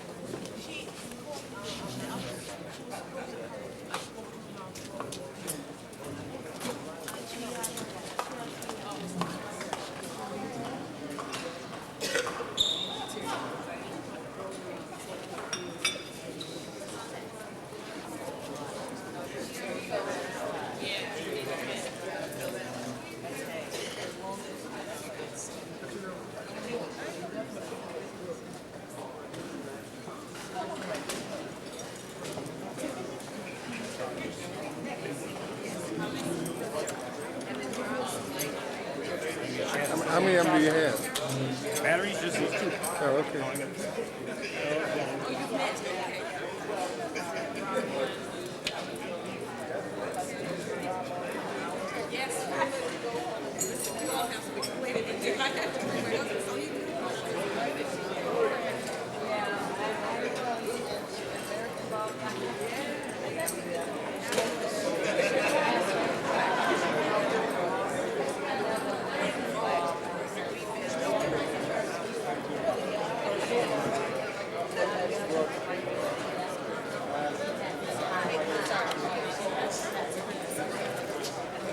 You okay? Keyboard?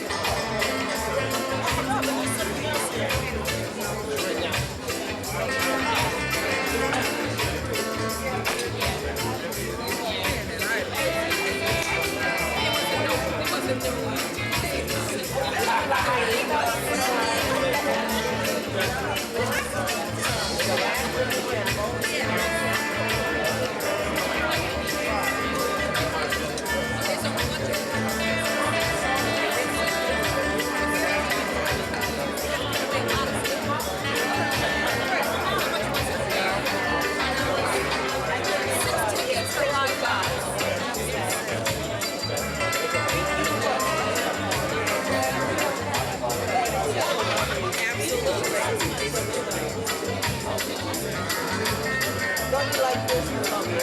How it is, yes. She paid $4.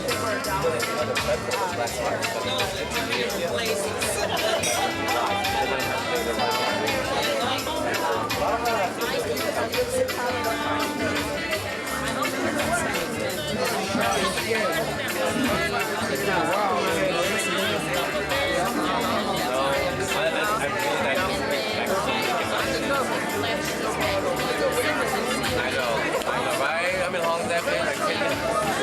I have to cut them out. I have an excuse now, so I can go and visit and I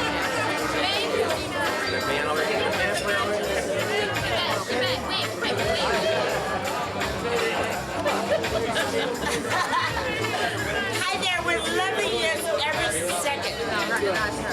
Oh, here comes the food. I just wanted to say hi because I'm going to be here tomorrow. Today is my last. I need to rest.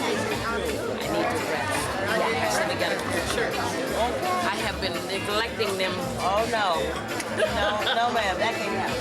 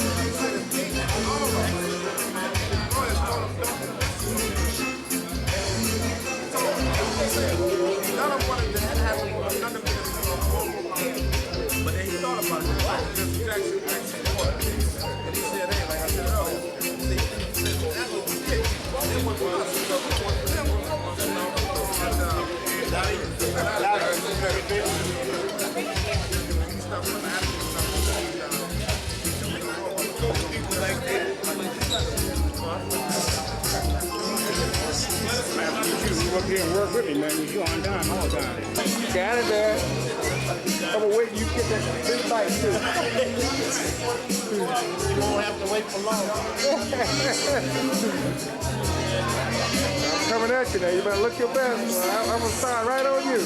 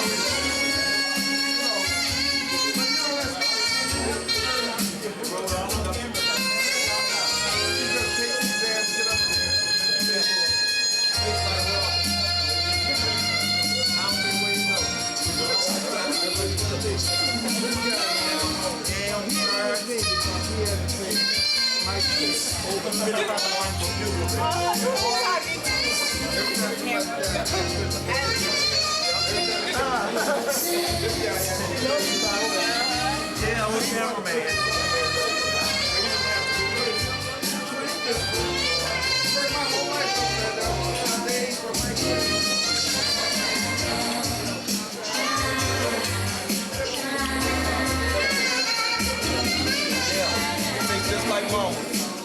Just like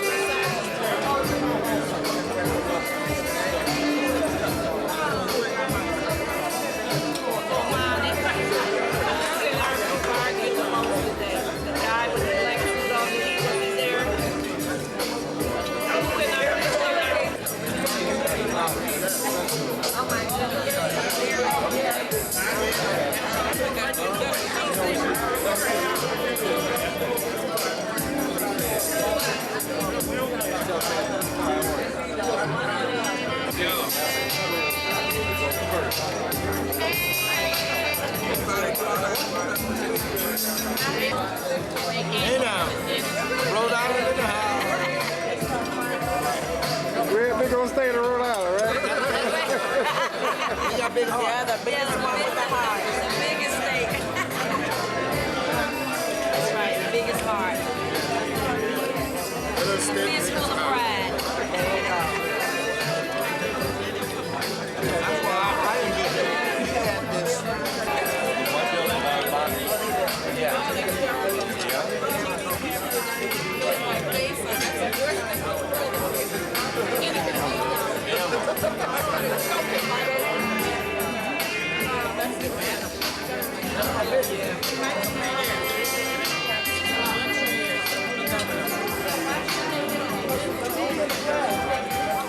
Where? Which one? Well, I think down the end. Oh, you talking about the program.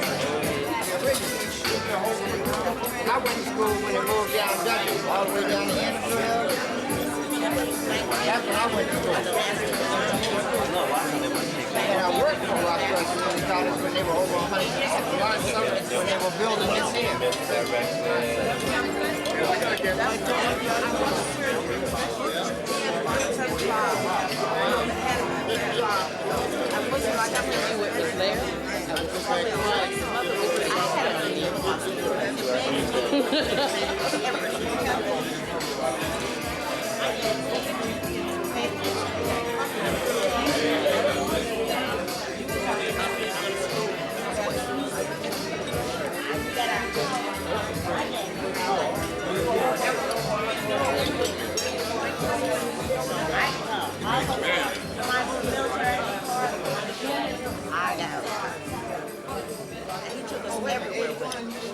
Never let me spend his money. We went overseas, he got it, her name was Frida, I never forget her. I hate her too. I think that's my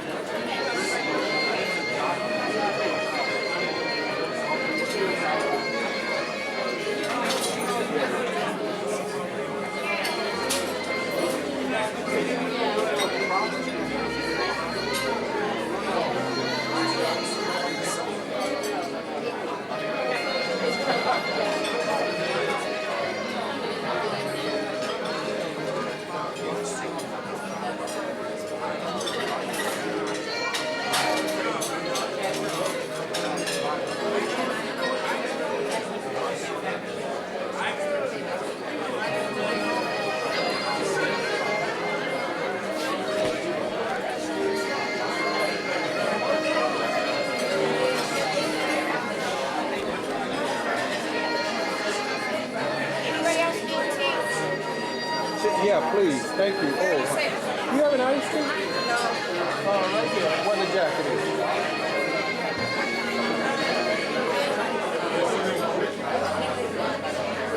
Like sugars? Please. Thank you.